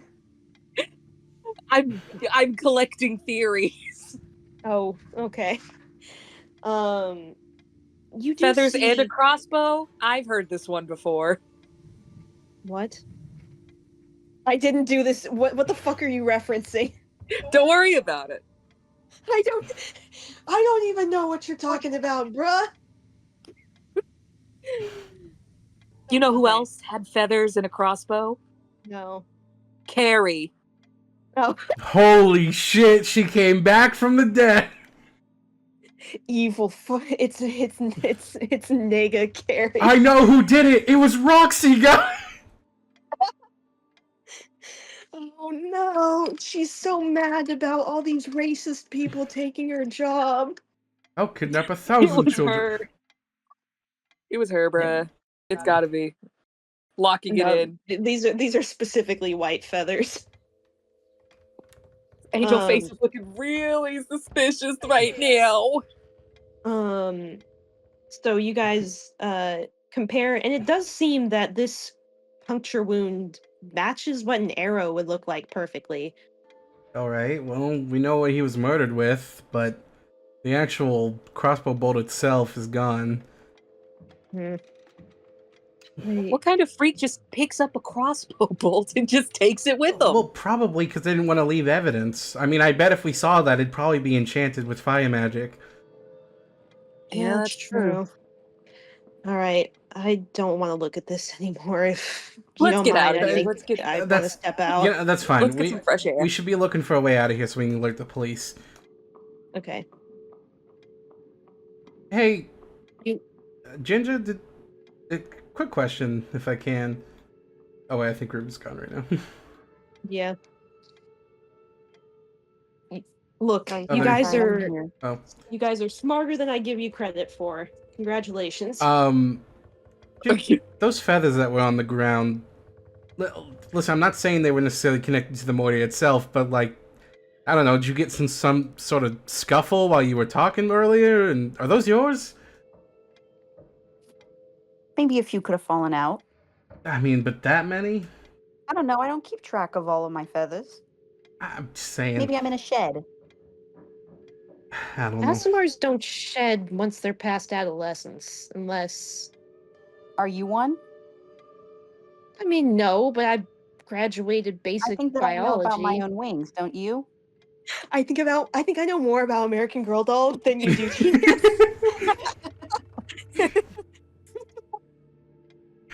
I'm sorry.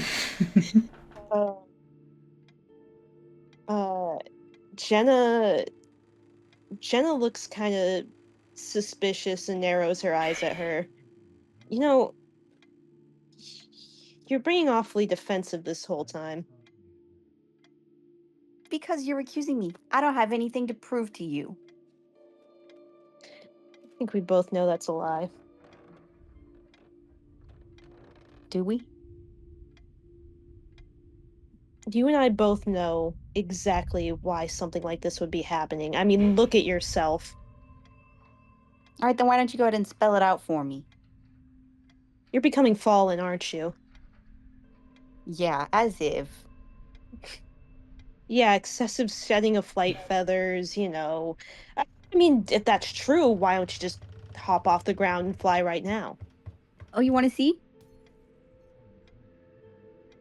I mean, Why not? wait. Actually, if you could fly down, there's a balcony right there. If you could fly down and alert the authorities, that could actually help us a lot.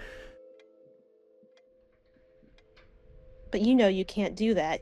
You wouldn't make it. Ginger, come on. You could fly, right? Jenna, you know what? I am sick and tired of you, and I have been. All right? Why? It's This not is like none you of paid your attention business. to me for None of this years. is none of your business. This has nothing to do with you. This was between me and Edward, and now he's gone, and I'm not supposed to have to worry about it anymore. And here you are, stirring out secrets. It doesn't matter. I mean, it just proves that you're the type of person who's willing to do something like this. And unlike the rest of the races, we can actually physically see that on you. You're a terrible person, and you know it. All right, so what if I did kill him? What are you gonna do, huh? Kalia? All right, then go ahead. Well, okay, hold on. We need to know everything first before we do anything rash. I mean, we'd obviously not. Ow. Are you stupid? Do you want to go to jail for the next 30 years? Well, I don't know if the appropriate sentence would be. I'd probably be like 300 for you. You know, it'd be better than being stuck in this room with you right now. Finally, something I agree on. Let's just let's just focus on getting out of here. We can clear our heads. We'll figure out what's going on, or you know what? Maybe it's not even our responsibility to figure out what's going on. It's the authorities. We'll tell them what we know, and we'll just get out of here. I'm gonna go start looking for an exit. You guys are free to either keep investigating for clues about the murder or try to find a way to get out. Al's gonna investigate the murder. Okay. I would like you. So there are three. I'll narrow it down for you so you don't have to sit around wander. There's clues in every single open there's three clues in different areas out here. Not in like in this map in general. Some of them are in specific rooms, some of them aren't. I'm checking the bedroom. Okay. Clearly the bedroom's an unhappy marriage. I've got a little in between thing for it. Not that it matters, but what would you like to investigate? I'll investigate the bed. The bed seems to have a little bit of a crease to it to, suggest that maybe someone had sat on it briefly, but otherwise it still seems perfectly made from hotel staff. But what if I checked underneath the bed? Underneath the bed, you are met with a chunky block. There is not any storage space under there, which is honestly rather rude and inconsiderate, but they assume that you're just gonna keep your bags in one of the other closets or spaces, I suppose. Bruh. My brushery. My brushery. That took me a minute. I guess I'll check the chest of drawers that I see in this image. Yeah. You see a few items. Some of them are just clothing things. You find a panty drawer. And Not now. underneath that, actually, through all the underwear, you see something else sticking out in the... It seems to be something bound in leather. Yoink! I'm gonna pick that up. You pick it up, and it seems to be a journal of some kind. I'm gonna put this... No, would it be safe for me to read it now, or should I save this for later? You can read it now if you want to, or you cannot, and open it up in front of everybody. It is up to you. I will read this now. Okay. The first few pages seem like fairly normal diary writings that seem to be from the hand of Jenna. But at some point you see a few things that seem to disturb you. Scrawlings of I can't remember. Uh, there's nothing there. I tried to remember. I don't think I remember my mom's face. Did my dad, was he even around? When's my birthday again?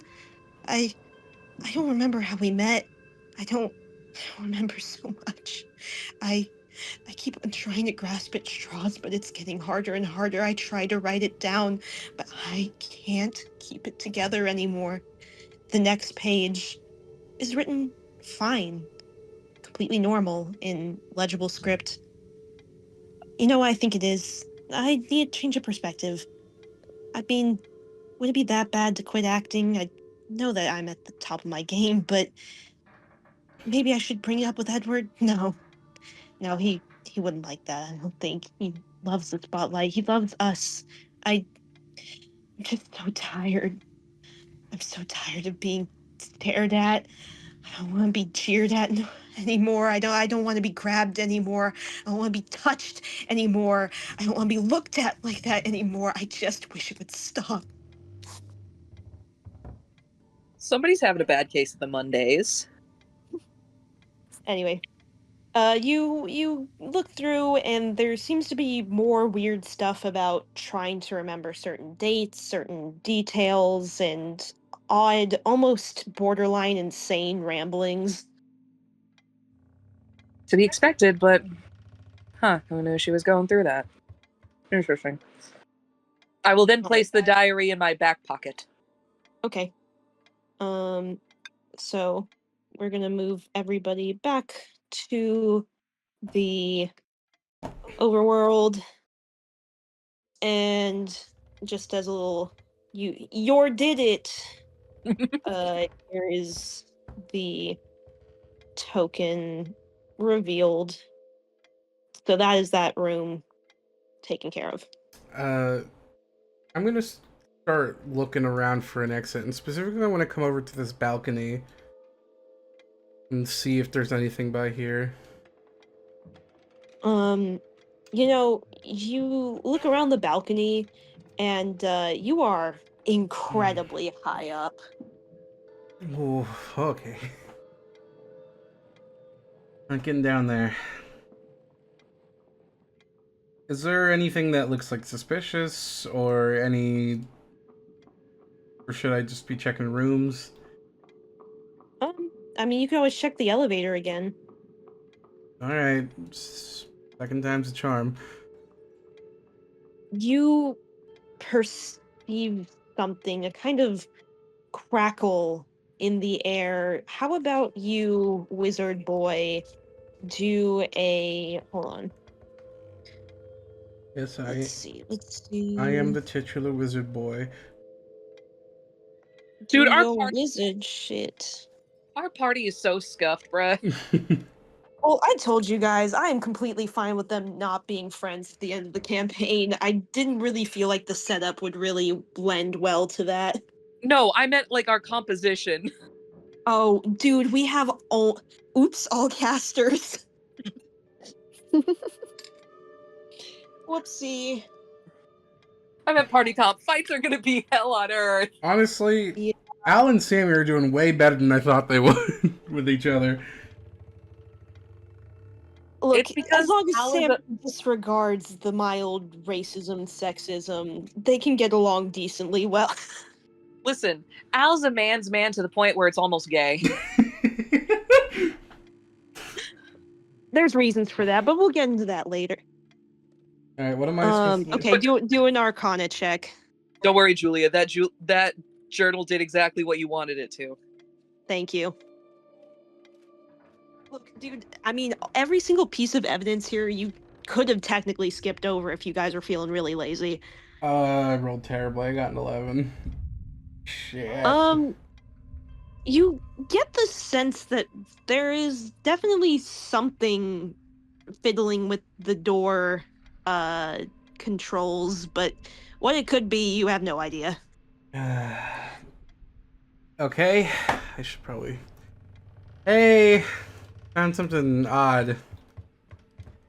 What's up? Checking the elevator again, and I think whatever's messing with the controls is magic.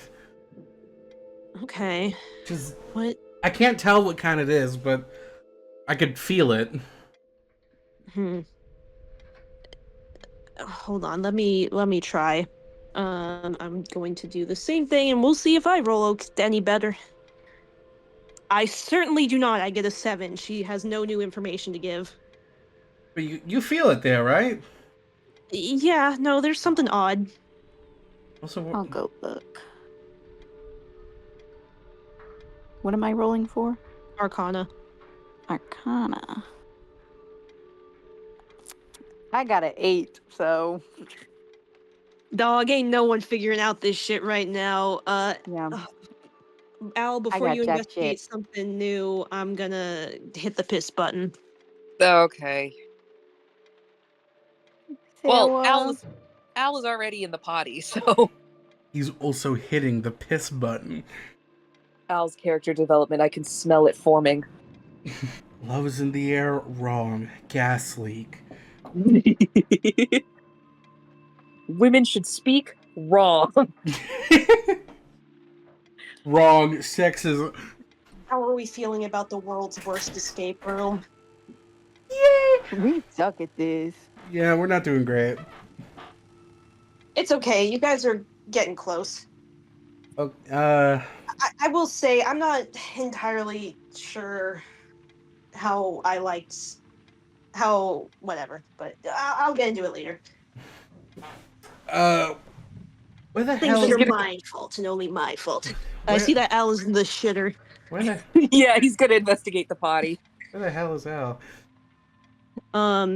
While you guys were looking at that shit, he was in the shit room. And let's see. Can I get a investigation check, my Belcherie? Yes, you may, my brusherie. My brusherie. Dude, I think I struck gold with that one. Yeah, I like that. That would be a 19. Sarah, do you ever roll low ever? Yeah. I mean, I got an 11 for his intelligence. That's pretty low. No, yeah, that's true. Okay. You don't notice anything too out of the ordinary. The bathroom, you see that Jenna put a makeup bag over on the kitchen counter. Kitchen counter. What the fuck am I talking about? The counter. God. Over on the counter, the shower and the rug and the bath don't seem like they've been used. The toilet lid was left down, and there also seems to be a on the one side is makeup, and on the other side seems to be like a shaving kit on the other. I think I shall investigate the shaving kit. So shaving kit seems used. Okay. What about underneath the sinks? Are there like any cabinets or not I can loot/explore? You look under and you see that there is some cleaning products, some extra toilet paper. Still nothing of note. Can you roll a you know what? Roll a nature for me.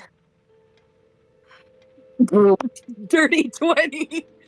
Dirty 20? You said he had an 11 on intelligence. Hold on, I'll send it. Sarah, I'm gonna need you to send screenshots of every single roll from now on because I simply believe that someone has this much luck.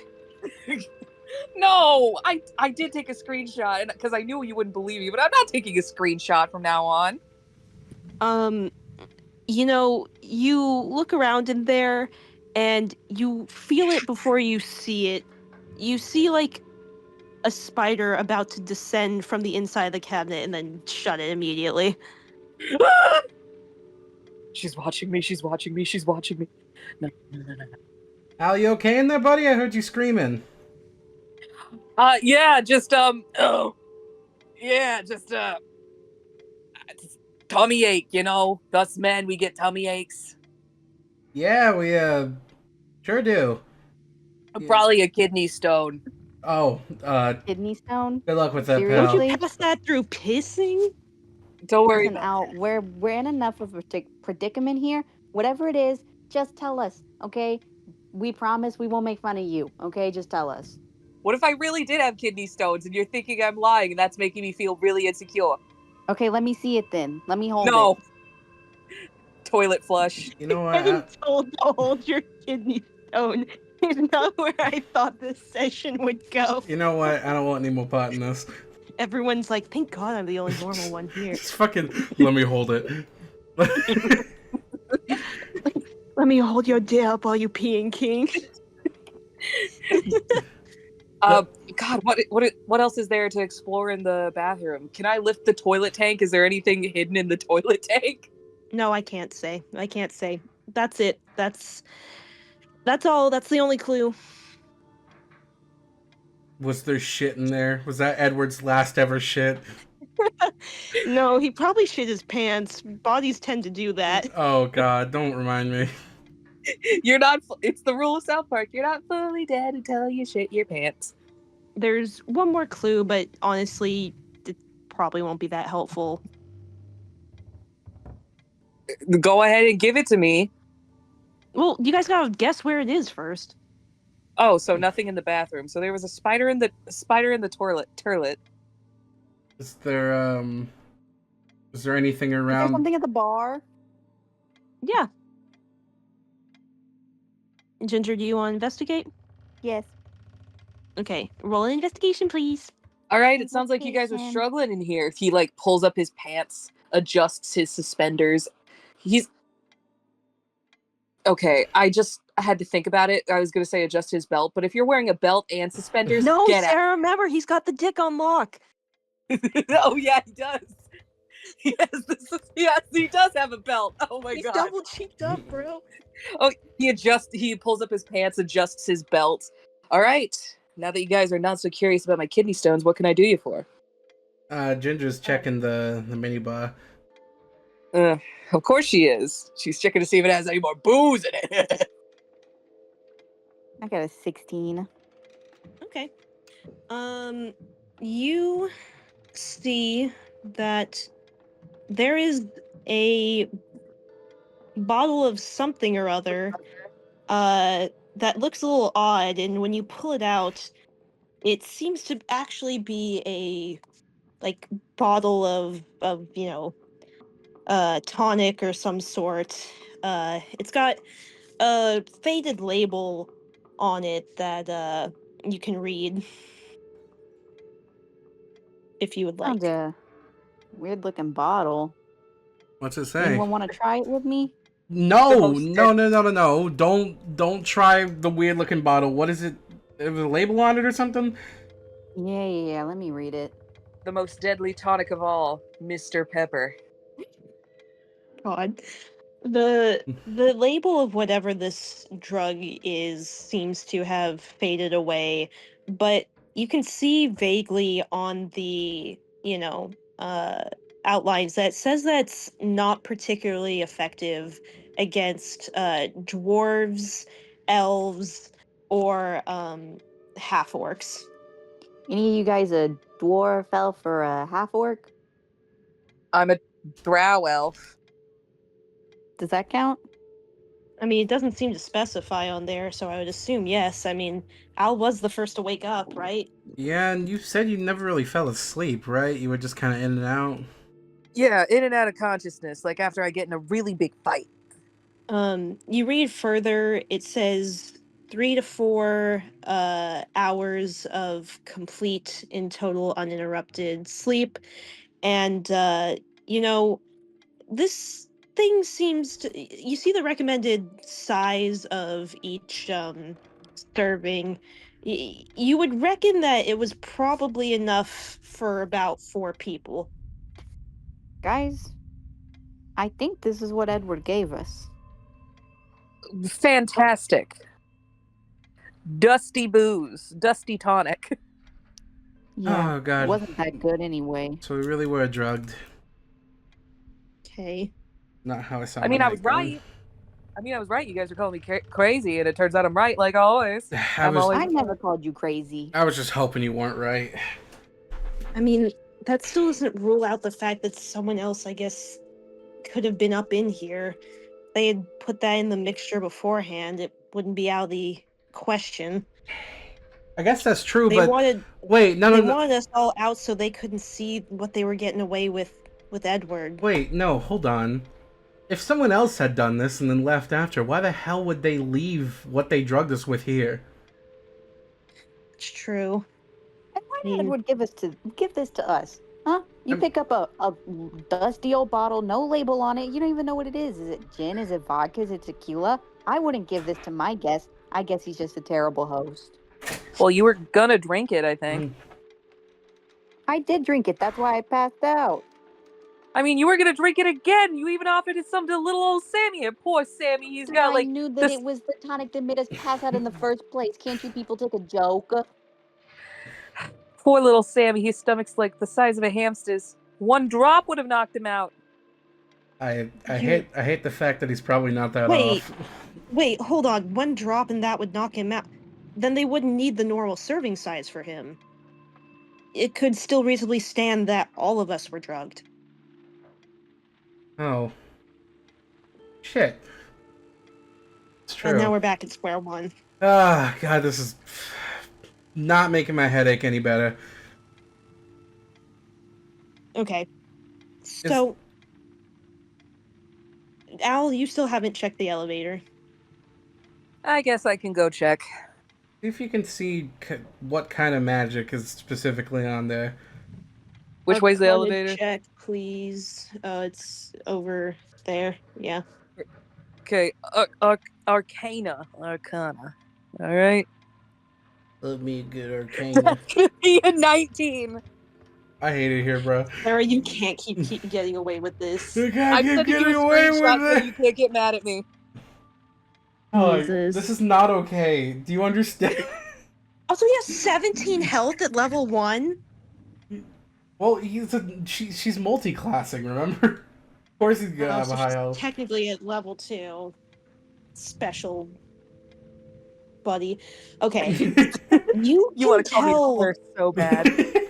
you can tell exactly what magic is being put on all of this. And in fact, it seems to be over like the entire room.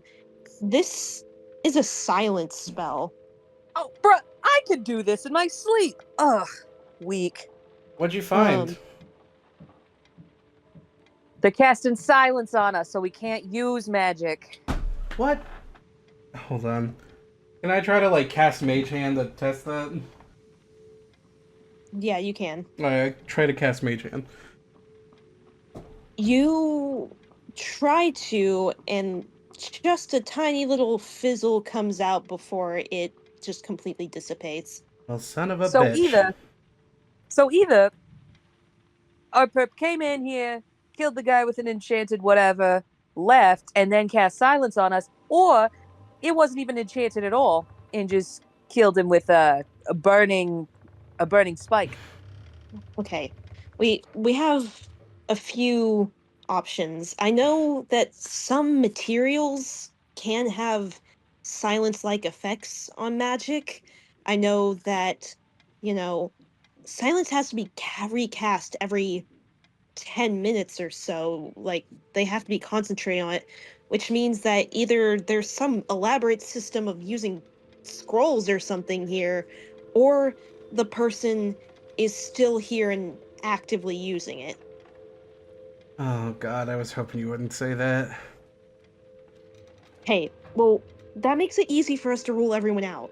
We could clearly see them trying to cast magic with their hands if we stay here for over 10 minutes. Yeah. Look at everyone, we'd be able to vet everyone, right?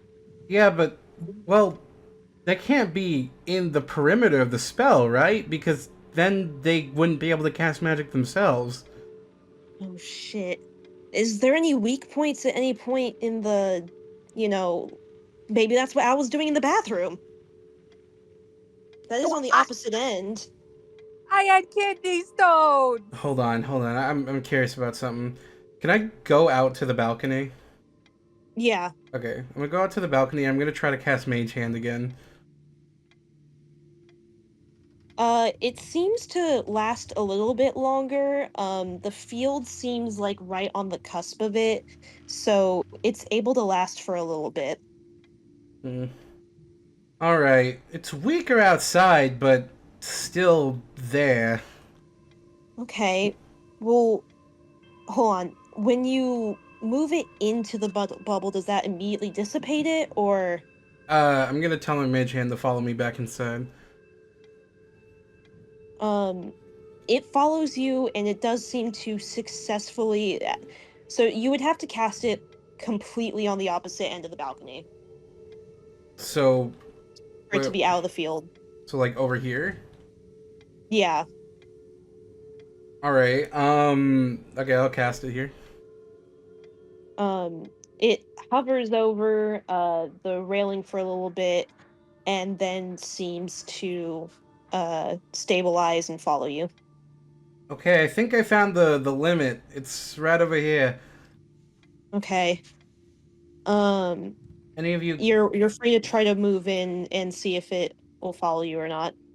All right, I'm gonna go towards here. It works. It does not dissipate since it was cast outside of the bubble. All right, I've got a hand.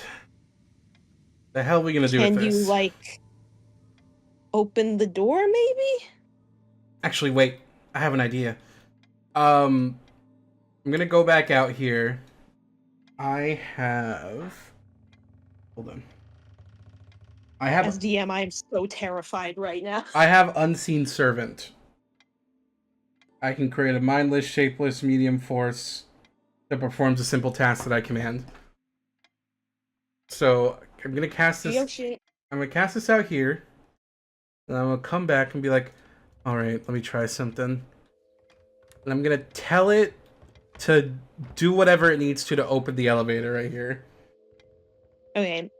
It's pressing the call button, and then your little guy is able to just barely wedge its fingers in between the elevator slots in a way that none of you guys would have been able to, but this one seems to almost slide its hand and morph into it and press apart until the initial set of elevators doors open up, and right behind him is the like rattly chained type, as you can finally see an elevator coming up to the top. Oh my god! Finally, Oh my god, we can get out of here. let's get the hell out of here. Okay. um you guys all step into the hold on. Let me do things. Oh boy. Okay.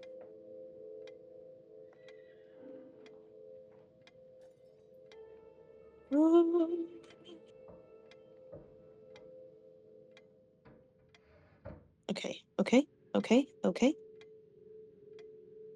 Oh, there was supposed to be spooky music playing this whole time. I'll play it for 2 seconds. We can pretend like it was Whoopsie. there the entire time. Guys, pretend this music and this beautiful ambiance was here the entire time you were investigating. Don't you feel so immersed? I do. This one is called Antiquarian Study. I feel so And spooked. it make me think of Simon from Adventure Time, because he said that one time where he was like, I'm an antiquarian, damn it. I'm an antiquarian, damn it. You know what, I'm gonna go refill my water before I get into the last part of the session, and you guys can admire the ambiance that I forgot. We can listen to the spooky music, yay. You're still the only one who can hear it. Well, I can assure you guys, it's very scary. Like, imagine if you were scary and then you were music, that's what it sounds like. You're an idiot.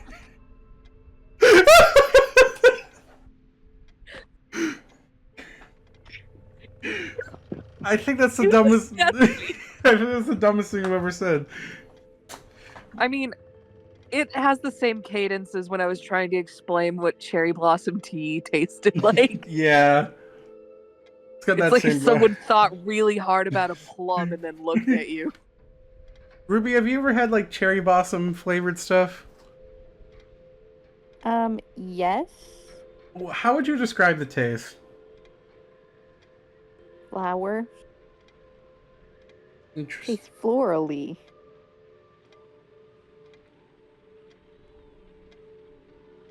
I've never had any before. Like, you ever had like anything like rose flavored? No, I had a lavender flavored thing one time. It was. Okay, imagine lavender, Mm-hmm. but it's not as pungent and it has a bit of a softer taste. and think lavender heavy, cherry blossom light. You know, I wish the lavender would have been light, because when I had that, it was one of the worst things I'd ever tasted. It's like they mix soap in the coffee. Oh, I love Oh, it's lavender. my brother didn't close his door while he was on the shitter. Well, it's because me and Julia were out on a date at the mall, and then she got this like lavender drink at Starbucks, and she was like, "This tastes like soap," and I was like, "Surely it can't taste like that." And then I had it, and sure enough, it tasted like soap. The Starbucks lavender drink. It was. I'm sorry. It did not agree with our palates, I guess. It is so Logan yummy literally and said he delicious. bonded over us hating the lavender drink. Oh, I love lavender drink. It is not our favorite. Okay. Scary music. All right. Is everyone ready for the last Yep. part of the session? Yes. Okay. Logan, stop looking at TikTok while we're playing D&D. That's so disrespectful. I was looking at it while you were gone. Well, I was gone. No, while fucking Julia was gone. I sent you one TikTok.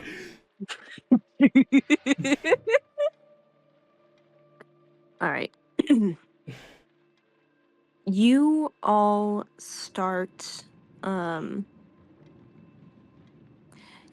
file into the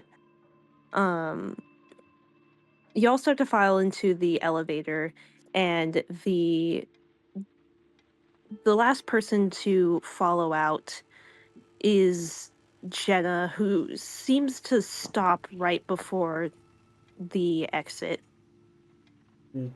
Jenna, what's going on?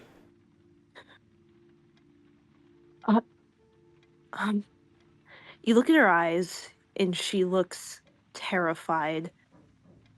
Over her shoulder, you all look, and you see a hand, followed by an arm, followed by a body fully materialized behind her.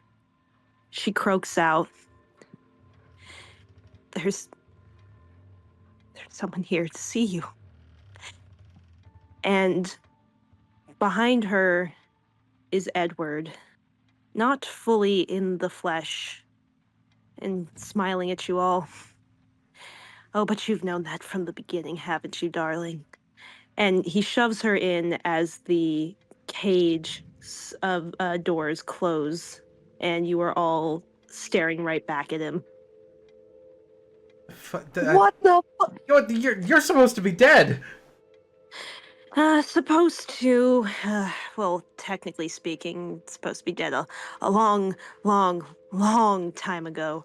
Does anyone want to do a perception check real quick? I'm gonna leave that to someone else. I got shit perception. Okay. Sarah, you said you wanted to perceive? No, I didn't say anything. I want to perceive. I heard someone say me. Okay. I got a 16. You got a 16. Ginger, you narrow your eyes and you see that, his ears seem like they have like a tiny bit of like scar tissue, as if someone had like started swiping them away. And you should maybe turn and talk to Al for a second about what he actually found in the bathroom. Okay. I'm gonna walk over. Well, I guess over here. Hey, I'm gonna whisper to him. Hey, Al. Yeah, this is kind of a You need to bad cut the time to shit. proposition me, but I'll take it. Okay, we can talk about that later. I need you to cut the shit, okay? Enough with the kidney stones. What was in the bathroom? Razor. Razor? Elves don't grow facial hair. What the hell? Wait, Jenna, you use a razor? You shave down there? I don't know. You keep it nice and trimmed, or? I mean, I'm a half elf. I barely have to shave, but yeah, I do, but not with that. So what was he doing with the razor?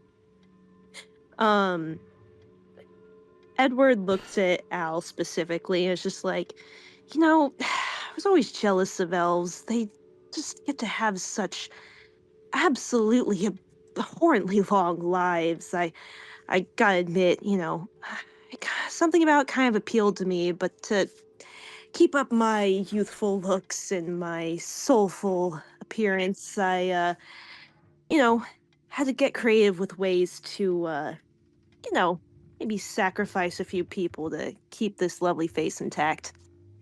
Oh, so when I say it, everyone says I'm crazy, but when he says it, it's just the truth, huh? What the hell are you? Oh, I mean, I'm a dead man walking, but I'm sure you guys figured that part out long before. It was really funny watching you all run around like chickens with your heads cut off, though. Really entertaining. When I die, you're going to be the first person I visit in hell. And trust me, you're not going to like what I'm going to have to say to you. Believe me, buddy, I think you'll be seeing it a lot sooner than you might think. And I'm sorry to say, I'll be absent from there for, you know, quite a while. The actual details of all this are way more complicated, probably go over your tiny little heads. So, there's a much bigger purpose for all this, if that makes you guys feel any better. And, Jenna, my dear, I'm afraid your fate was sealed the moment you put that ring on your finger, but something tells me you've caught on to that. And, Ginger, you just couldn't let bygones be bygones. You started digging in places and finding secrets that I very much intend to keep buried. And, working with you has been the most agonizing experience in my entire 400 years of existence. Yeah, Well, likewise, Dick. well, hey, I mean, come on, I've got nothing to do with this. Uh, Sammy, I'm honestly sorry. You happened to be, wrong place, wrong time. It's nothing personal, but you see, I kind of have to keep myself on my toes, look for different targets, and after Jenna bored me, I was thinking that, Sydney would be a good next option, and I was kind of scoping her out, and you came right under my nose, man. You got good taste, I can respect that, but I think she deserves to be with someone a little bit more in her league. The hell you stay the fuck away from my wife. I mean, think of how perfect it would be. I mean, my wife and her husband killed in the same accident. We have plenty of talk about, and if you think she won't get over you, well, you see a glint in his eye and he fidgets with the ring on his finger. Could be a very persuasive man. I'll fucking kill you. I'm not letting you get away with this. You in what army, Pipsqueak? Uh, Um, he shifts over to Al. Al, you have been such a disappointment, and it is so sad to see an elf's life cut so short. But like I said, I think the little thing of 1,000 years is kind of unfair.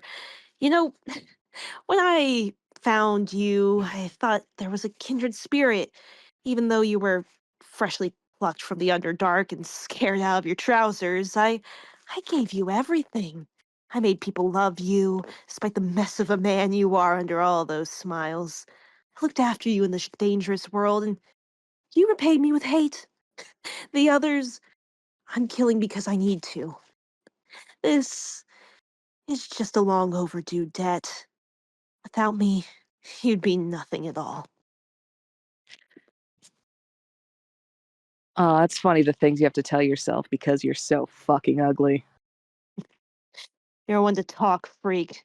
When we first met, you were nothing but a gawking freak show on the side of the road and dressed up in little adorable little clown gear. I guess that's the reason the role of Hiroki seemed to suit you so well. You're pretty used to strangers laughing and pointing, aren't you? When I get out of this, and I do say when, you will experience pain you have never felt before because I will have solely invented it. Don't get too comfy. The devil Of doesn't. course. You know, I I think that reminds me of one more thing. Your guys are headed down, so you might bother with some maybe more eloquent last words. And oh, one more thing, Al. Say hi to Rosemary for me on the way down. Just broke my heart when I had to pour mercury in her drink. You what? Just as he says this, you feel the entire elevator lurch and you feel the cables snap. Only Logan will hear this, but there is a sound effect playing. Um, as you guys start tumbling faster than you could ever imagine to your deaths, you don't have much time to think or feel anything but the lurching in your stomach as gravity completely takes hold of you. Some of you scream, some of you pray, but all of you know that there is no way out of this. Whenever you feel the ground start to rush up to meet you, the plummet becoming faster and faster, Al, you desperately try to reach out and stop yourself from the fall, feeling your hands break in two as the impact briefly travels up them in an agonizing wave of pain before hitting whatever part turns your brain on and off and going dark forever. Ginger, you try desperately to fly up to do anything to try to help yourself soften the fall. Instead, you only manage hitting yourself in the side of the head and feeling an awful ringing in your ears before everything goes dark. Jenna, she goes over and trips and falls and has her chin hit the ground, feeling just the slightest bit of reverberation of her chin being fused back up into the top of her skull before everything crackles and goes dark. Sammy, you, the last thing you see is your face going completely upside, was your face going completely my fucking god. Ugh, can't speak. Sammy, the first thing you, motherfucker, let me kill myself. Sammy, the last thing you see is the floor rising up to meet you as your eyes and your upper part of your face plant directly and squarely in the middle of the floor, causing a bloody, splattering mess on the golden tile.